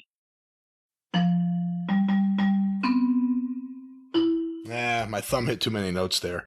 All right, we are back. We are back, Jim, here on the show, and it's been so much fun so far. We got a few more things we're going to do here today. I'm going to try to get a few questions in also, but we're going to try something we haven't done in a while. We're only going to do a short match because we haven't done this in a while, but the requests have been there. We have heard the demand. A Jim Cornette watch-along. It's time to bring that back and get ready for more in 2026, but tease everyone with a short one right now. We're trying to figure out how to do this so that everybody can play along, because when we're watching something, ads pop up for certain people in certain places and things. And I don't know how this works, but we're going to we're going to go to the WWE Vault YouTube compilation that had 2 hours of Rock and Roll and Midnight Express matches. We're just going to do the first one and watch that. It's a nice little short thing and see if that works out for everybody. What do you think of the name of the video itself? Tag Team Wrestling's Greatest Rivalry? 2 hours. Well, I don't know why they put a question mark on the end of it, well, but otherwise than that, it pretty much summed it up. Does it need a question mark? That's the question. No, it doesn't. Tag Team Wrestling's Greatest Rivalry. And then 2 hours of Rock and Roll and Midnight. I don't know if they put the best stuff, the best 2 hours, but there was a few things in here that I hadn't seen in a while. But when you've got such a plethora of things to choose from, how can you narrow it down? Once again, this is on YouTube. The name of the video, Tag Team Wrestling's Greatest Rivalry. 2 hours of Rock and Roll Express versus Midnight Express from the WWE Vault channel. Some people, including us, may get hit with ads. If you're on YouTube Premium, you won't. But we're going based on these timestamps, and we're going to watch together with no audio. Well, and I guess we should say the first match is, to set the scene for this, this was Mid-South Wrestling Television. We taped it on April 25th, 1984. And basically, the previous week, I had signed an open contract for any team that wanted to challenge the Midnight Express for the Mid-South Tag Team title with certain conditions. All of the babyface teams in the territory were specifically mentioned as not being eligible because I had some reason. We won't face the Rock and Roll Express. We won't face Hacksaw Duggan and Magnum T. We won't face any of these people, right? None of the babyface teams, but it's an open contract. And then earlier in this program, we had beaten Greg Kozlov and Jason Walker. And then the second match, we had beaten John King and Tony Torres. And then we're standing around in the ring waiting for our next challenger. We can do this all night. And that's when Boyd Pierce and his green couch cover is about to make the announcement of our third opponents. That's kind of the scene that we've got going here. That's right. Taped at the end of April 1984. And what we'll do is we'll play some of this audio so you can break down you and Boyd Pierce interacting before the match begins. So let's go to this before we do the watch along of the actual match. This is your second standby bout and third match for the Mid-South Tag Team Championship. One fall or television time remaining. We have already introduced the Mid-South Tag Team Champions. I have news. Matchmaker Grizzly Smith told me during the last commercial break that we have new challengers coming in for this next match. They have purchased the open contract and will be the challengers for the title. It's Mr. Wrestling and Mr. Wrestling number 2. Hey, there's some kind of mistake going on here, Boyd Pierce, and somebody's behind it. That is not the way that things are supposed to be. I don't care the way the thing's supposed to be. I gave a list. They weren't on the list. I didn't think they were. All right, Mr. Wrestling and Mr. Wrestling and Mr. Wrestling 2 were heels. I didn't think to put them on the list. And for anyone confused, Mr. Wrestling here is the wrestler you would all know as Mr. Wrestling 2. He decided he was number 2 to nobody. Yeah. When he turned heel actually for the first time there. And he became Mr. Wrestling. Mr. Wrestling 2 became Hercules Hernandez. Correct, because Hercules had been one of the assassins with Jody Hamilton in the Carolinas when he came to Louisiana, and he still had the mask, so he was briefly Mr. Wrestling 2 alongside, as you said, the original Mr. Wrestling 2. And then when 2 left the territory, they took the mask off Hercules. He became my bodyguard. Let's go back to this audio. Boyd Pierce giving you the bad news. We've already beat Wrestling 2 and some of his proteges. We can do it again. They were not on your list of exceptions. Here they are, the challengers, Mr. Wrestling. Okay, and here we go. Cornette was upset. Well, Jim, real quick, let's stop because the action's about to begin. The timestamp on this video is 1 minute, 3 seconds. 1 minute and 3 seconds. Press play now. And it basically, we're just going to jump them at the start and get into the fight. And then as they get the robes off, when the boys have time to look, they realize, oh shit, it's the Rock and Roll Express. And the fans are saying it's the Rock and Roll. And they have not, at this point, at that point, I didn't know whether to wind my ass or scratch my watch because Robert went with the drop kick. Ricky was going to punch me. So I just kind of went in the middle. But now the fans know what's going on. They have not had the opportunity to see the Midnight and the Rock and Roll except for a time or two before. We had the program where we won the belts from Wrestling 2 and Magnum TA. And then we had the one TV match with the Rock and Roll because they were still involved in a program with the Russians. And that was just a little tease to show the fans what it would be like. Then we did the angle with Watts, and we're in the middle of the last Stampede tour. So by the time this is going to show, the Stampede is finishing up, and now we've got some type of personal issue going on with the Rock and Roll Express. And look how sharp Ricky is. Every movement that Ricky Morton made was just so sharp and meant something. And again, Dennis Condrey, he put himself in a hammerlock. Dennis was never lost. He was always in the right position. He was leading the matches.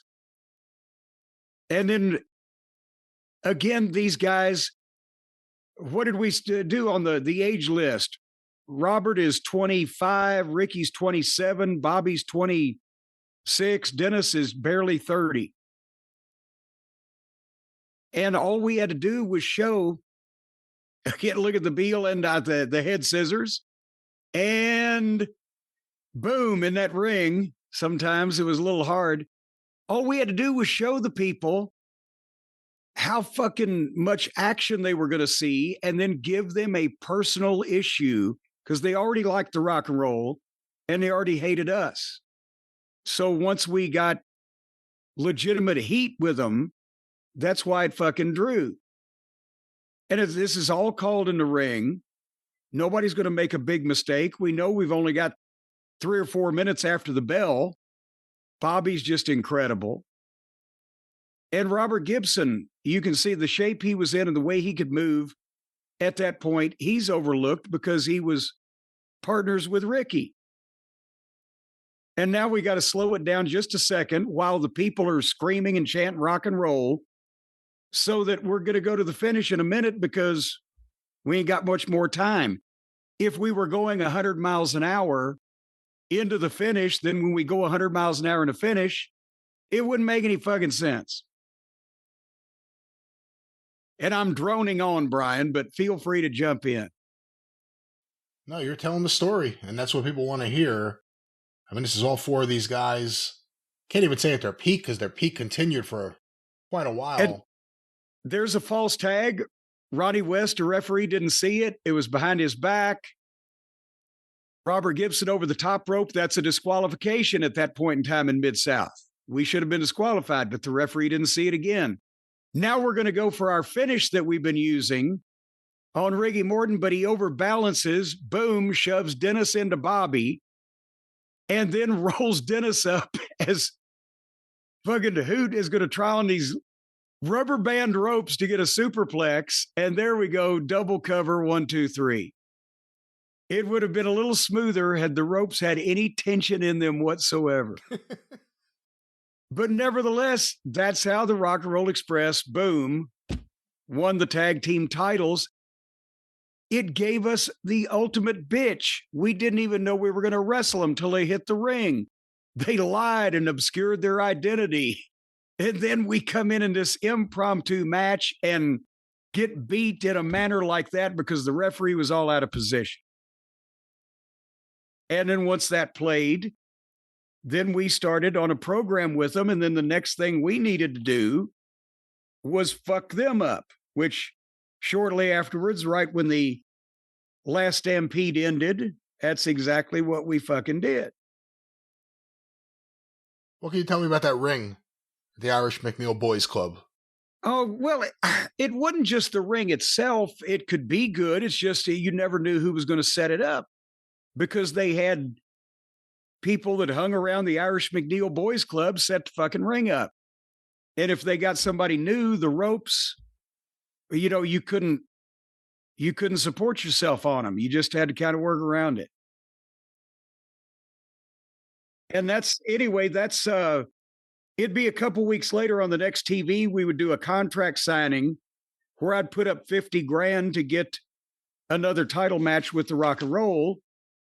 And then we had that on TV the following time where that's when we ethered them and fucked them out of the fucking belts. And that really started the heat that we ran with all summer. Summer of 84. I can't even think of or hear Van Halen jump without thinking of the Rock and Roll Express in their car. Super date at the Superdome. There it is, the Rock and Roll Express versus Midnight Express from Mid-South Wrestling as seen on YouTube.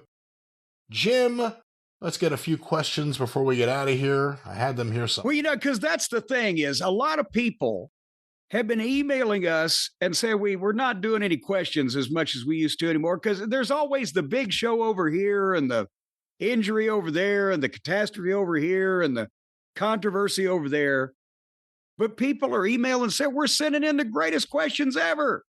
We're sending in questions people are demanding all over the world to know the answer to, and you guys aren't asking them. So there's all these incredible questions and these interesting topics that's just sitting there, and we're going to jump in right now because if all these people are saying they're demanding to know the answers, we got to find out. I'm trying to find some good questions here. I'm scrolling. Here's one. Well, see, that seems to be the problem. Every time people write and say we've sent in the best questions that we've ever seen, and you won't ask them, we go to find all these great questions. A lot of these questions ain't that great.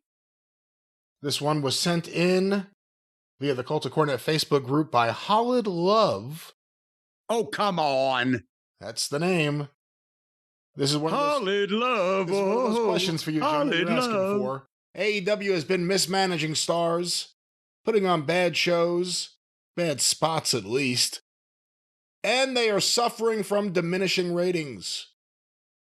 If you were talked to turn the entire company around, which actions do you think would need, that's in caps, to happen right now? Oh no, to happen to right that ship, excuse me. Did he say if I was tasked and he just typoed it? If I was tasked with... Or talked into, but yeah, if you were in charge of the turnaround of AEW. Well, gosh, you trying to kill me?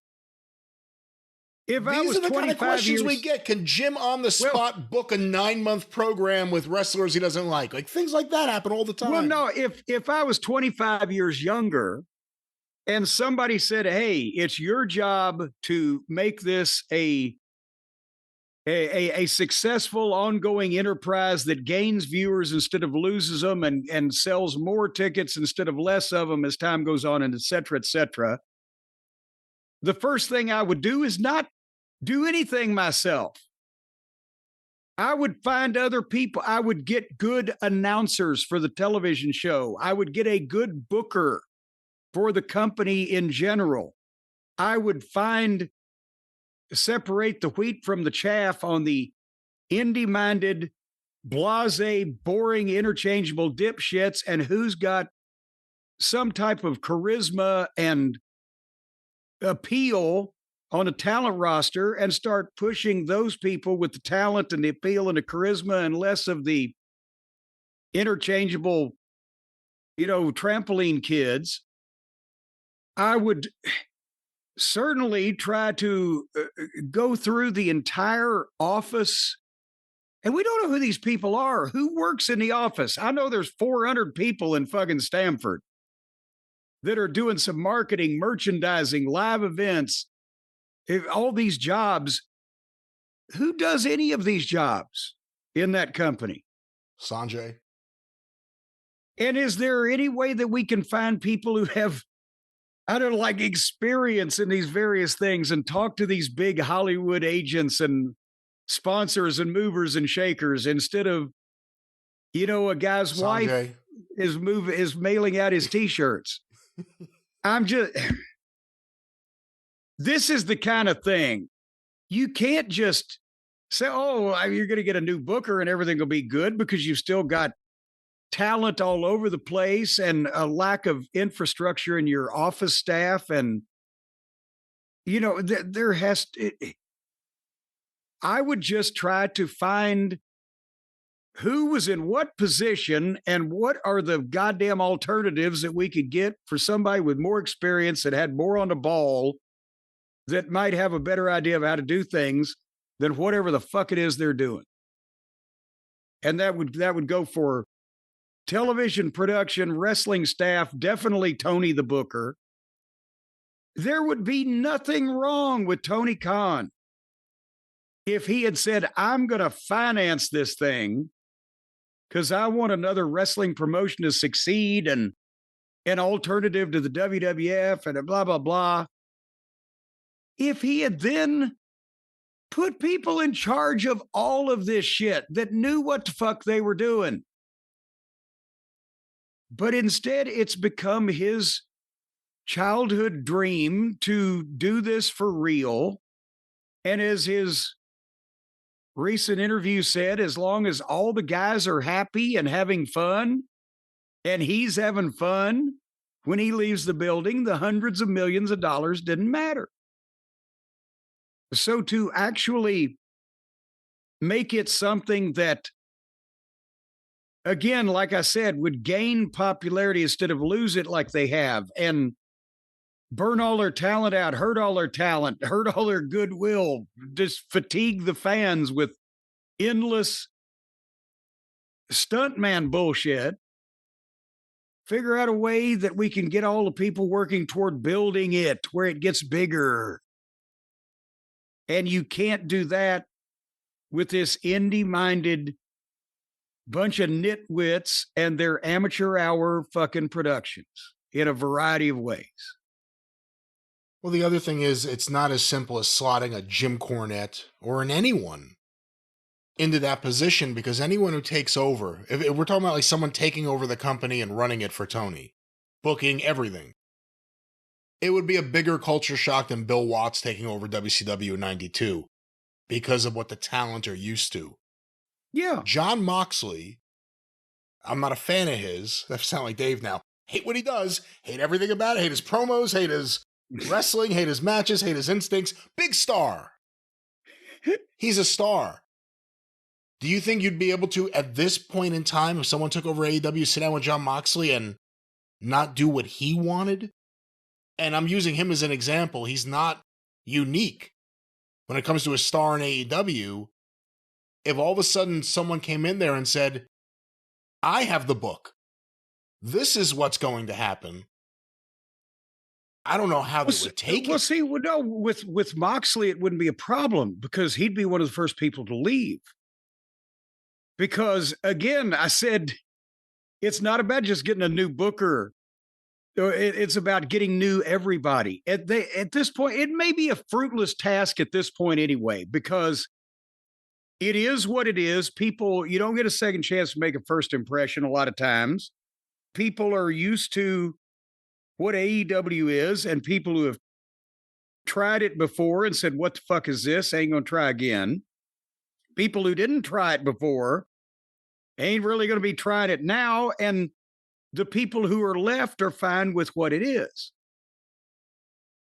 But if you want to change it, make it bigger, make it more professional, make it a long ongoing thing, if Tony Khan gets hit by a bus, then they're all fucked right now.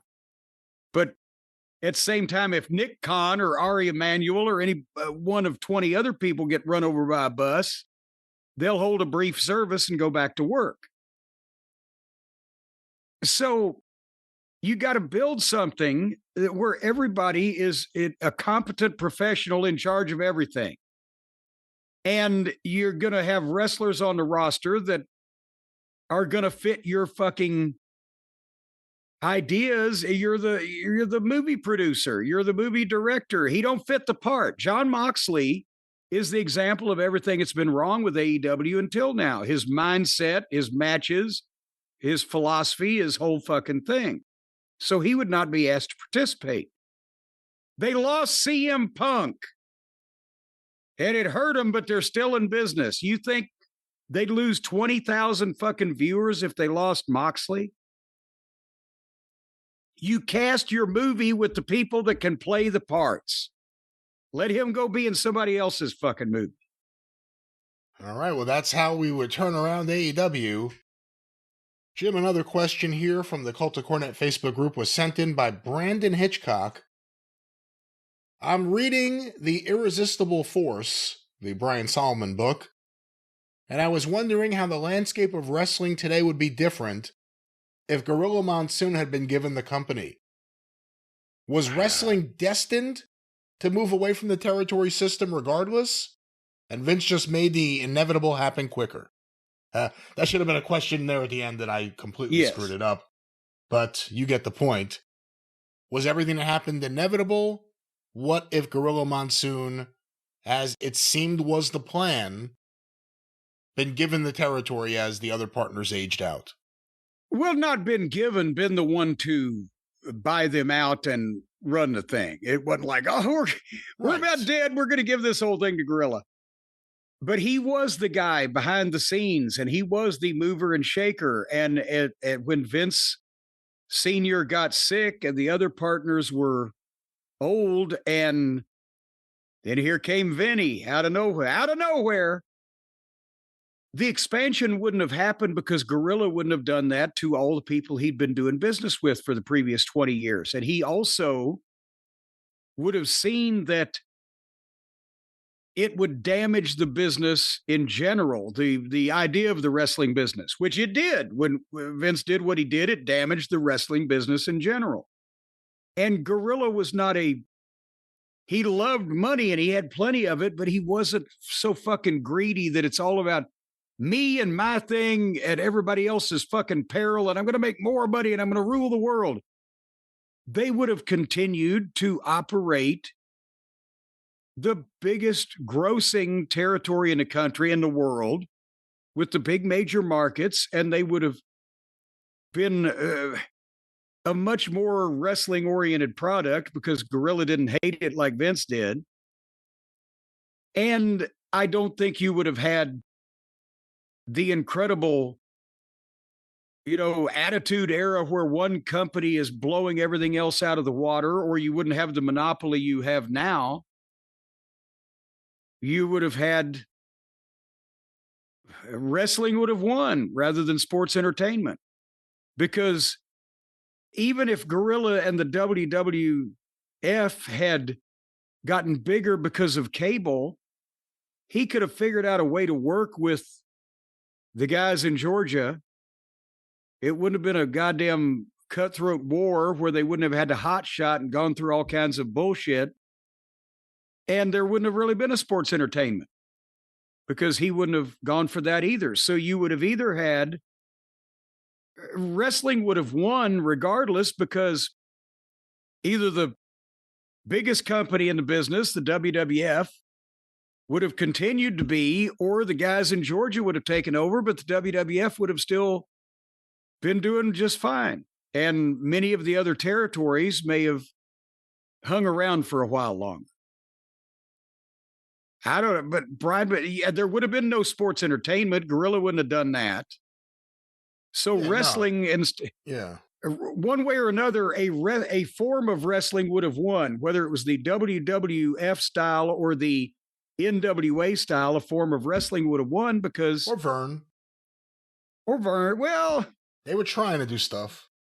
Yeah, but but eventually, because all the young athletic talent was in the South and all of the big major markets were in the North. One side of those others would have won. See, here's a way to look at it that's a little different because it's an event that would have happened no matter what. If Vince McMahon Jr. doesn't begin the process of purchasing the company in June of '82, he is considered the owner, but he still has down payments to make for the next year. if that doesn't happen, he's the announcer, and then, again, Gino is going to take over.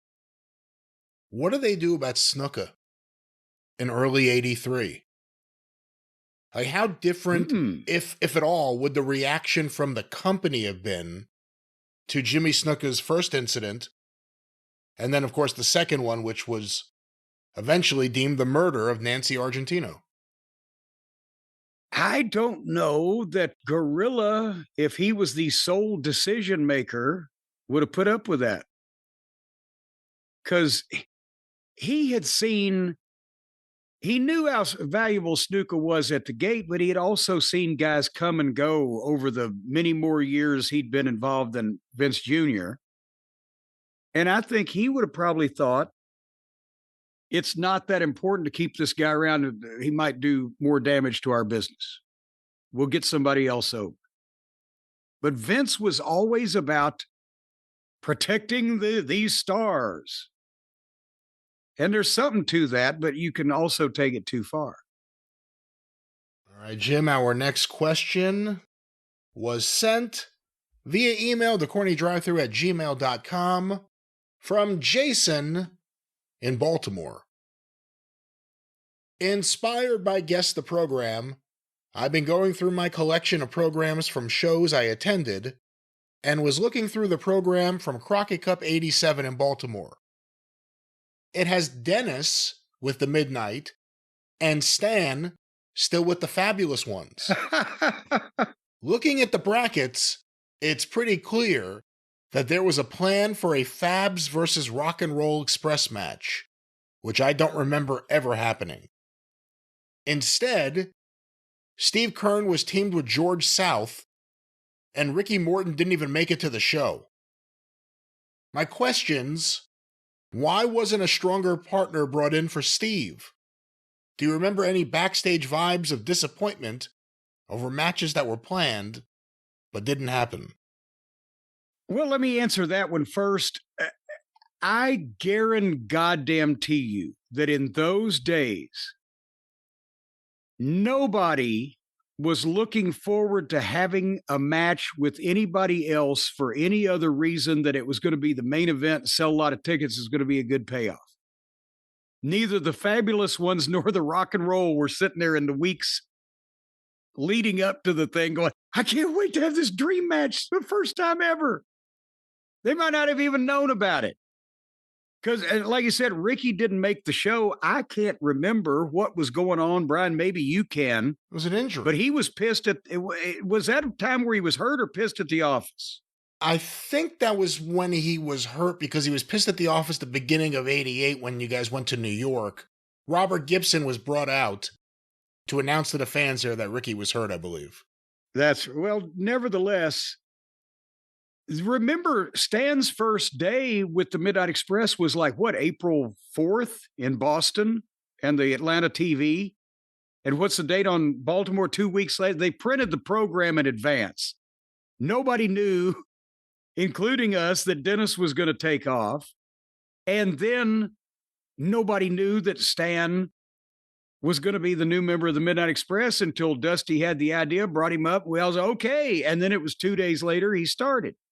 So the Crockett Cup was intended to be all the top tag teams around the world. And remember, in 86 in the Superdome, we had Baba and Saruta, right? And all of the various territories that still existed were sending teams. So the Fabulous Ones as a recognized team, blah, blah, blah. But once that Dennis left, Stan replaced Dennis and became a member of the Midnight Express, and Dusty had all this other stuff going on. I don't know if anybody thought to goddamn get Kurt another partner. I don't know if anybody gave a shit. And there's George South, who's always ready to fill in and lend a hand, and they just did that because, to be honest, the Fabs were obviously over with at that point. They'd been kind of on life support to begin with, because that's why Stan jumped at the chance. Stan and Steve had been in Florida. Florida was about dead. Crockett was about to buy it or take it over. I think maybe just had. And Steve had gotten a real estate license. So Stan's like, fuck, I'm making $300 a week. So really nobody gave a shit, to answer one of the questions as to why they didn't get a better partner or whatever. I mean, did you think Steve Keirn was done with wrestling, or did you think it was just like a temporary thing? Stan did. In one way or another, he said if he had to stay with Steve and make $300 a week in Florida while it was still in business, or goddamn be a member of the Midnight Express, he was just happy as a clam to be thought of at that point. Jim, this one was sent via Facebook on the Cult of Cornette Facebook page by Neil V. Damood. He's in the mood. It really means it. In the mood. Recently, I watched Ultimate Warrior's last match in WWE. Against, well, I wish I could say I'd seen Ultimate Warrior's last match. Against Owen Hart, managed by Jim. Bulldog, Vader, and Jim get their licks in during the afterbirth. Did everyone know or suspect that this was Warrior's last match? How was Warrior to deal with the night of his final WWE match and departure? And he wanted to know if you would... Well, you weren't a talking head on that DVD, so we kind of know what you would have said. Well, and also, I don't remember this. But I don't... to answer your question, no, we didn't know it was going to be his last match, because I do remember, because I was on the creative team at the time, that... he left. Vince didn't know he was not coming back the last time we saw him. And then all the shit happened where they went back and forth with their lawyers and letters and phone calls and everything. But wasn't that when Warrior wanted Vince to buy 1 million of his comic books for $2 a piece or whatever, and it'll all be fine? I don't know. I tried to stay away from the Warrior. I didn't like his work. I thought he was a fucking dingbat. I thought he was a prima donna, and I didn't ever really associate with him. And did he ever get physical with you when you were working ringside? Well, no. Well, I mean, he might have given me a bump or two, but not like... He didn't try to press slam you. No. Because he hurt Bobby Heenan. Well, that would have been a goddamn fruitless task if he'd have tried to press slam me, because he would have had air in his hands. No, I think it was shit like I held him once and Bulldog ran at him and he moved and Bulldog nailed me. Shit like that, right? No, there was never... When he hurt Bobby is when he closed. Bobby was turning around working the people, in the arena on the apron, and Warrior came up and clotheslined him from behind on his bad neck anyway. But no, again... I just didn't want to be involved with the fucking guy, because his matches were all shits and he was a space cadet. And so I didn't have to. Vince was obviously the one that either dealt with him on all his shit, or he had like a Jack Lanza where that was his dedicated agent. Again, fine with me. So, but nobody, he didn't announce that this is my last night. He would always come in, something would go wrong, and he'd be gone, and you didn't know what was going to happen. All right. Well, thank you for your question, Neil. And Jim, with that... I'm trying to remember now, and I know what you're going to say here in a second with that, but I'm trying to remember now if he actually ever did give me a bump of any kind on his own. Because I had little...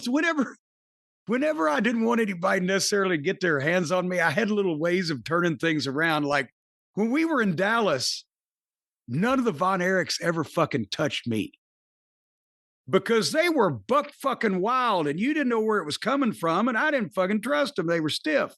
But one night in the Sportatorium, I think it was Kerry. He was going to be on top of Dennis, covering him, and the referee, it was a big four-way referee, was looking elsewhere, and I was going to run in with the racket. And I think Ken Mantell had said, yeah, Kerry, you pop up and fucking nail Cornette and get the racket and do whatever the fuck. Okay, and when we got together, I said, Kerry, you know what would be even cooler?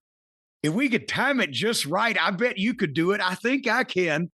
if I raise that racket and run at you and you just grab my foot and sweep my leg right out from under me, I'll fly way up in the air and throw the racket up. You just catch it.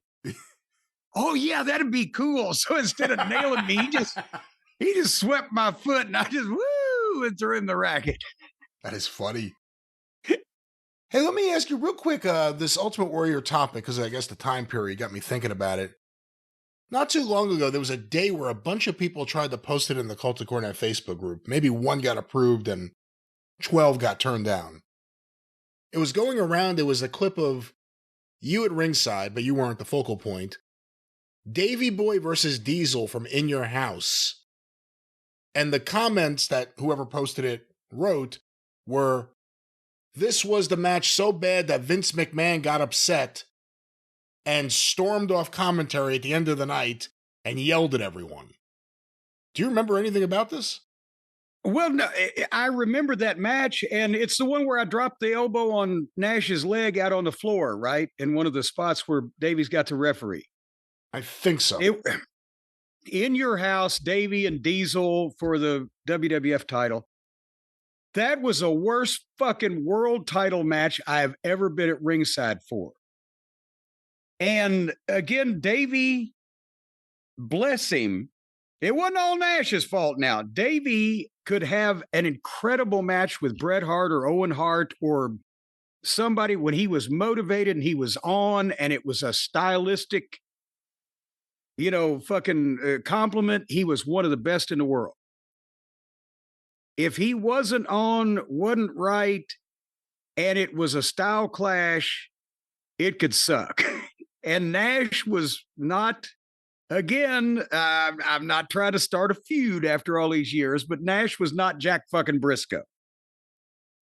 And this thing just fucking stunk. And I don't know what happened back at the back. I don't remember. I don't know if Vince stormed off because I was out involved in this fiasco. But I remember definitely when we came back, because me dropping the elbow on fucking Nash's leg on the floor was the biggest pop of the fucking WWF world title match. And that's not trying to put myself over. That's saying how stinky it was. I went up to Vince and I held my hands out and said, "Vince, I apologize."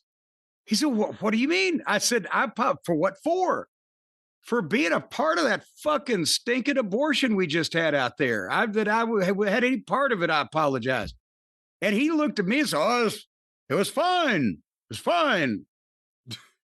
I don't know what he told them, but maybe I nipped a fucking ass chewing in the bud because I came up and admitted that it sucked donkey balls. Well, that may be a candidate for a future watch along just to see December 1995, was it? In Your House, Davey and Diesel for the title. All right. Well, this is your show. No, it's not. Oh, it is? It is. Shit. I forgot. Well, happy Thanksgiving, everybody. Thank you and fuck the turkey and bye-bye.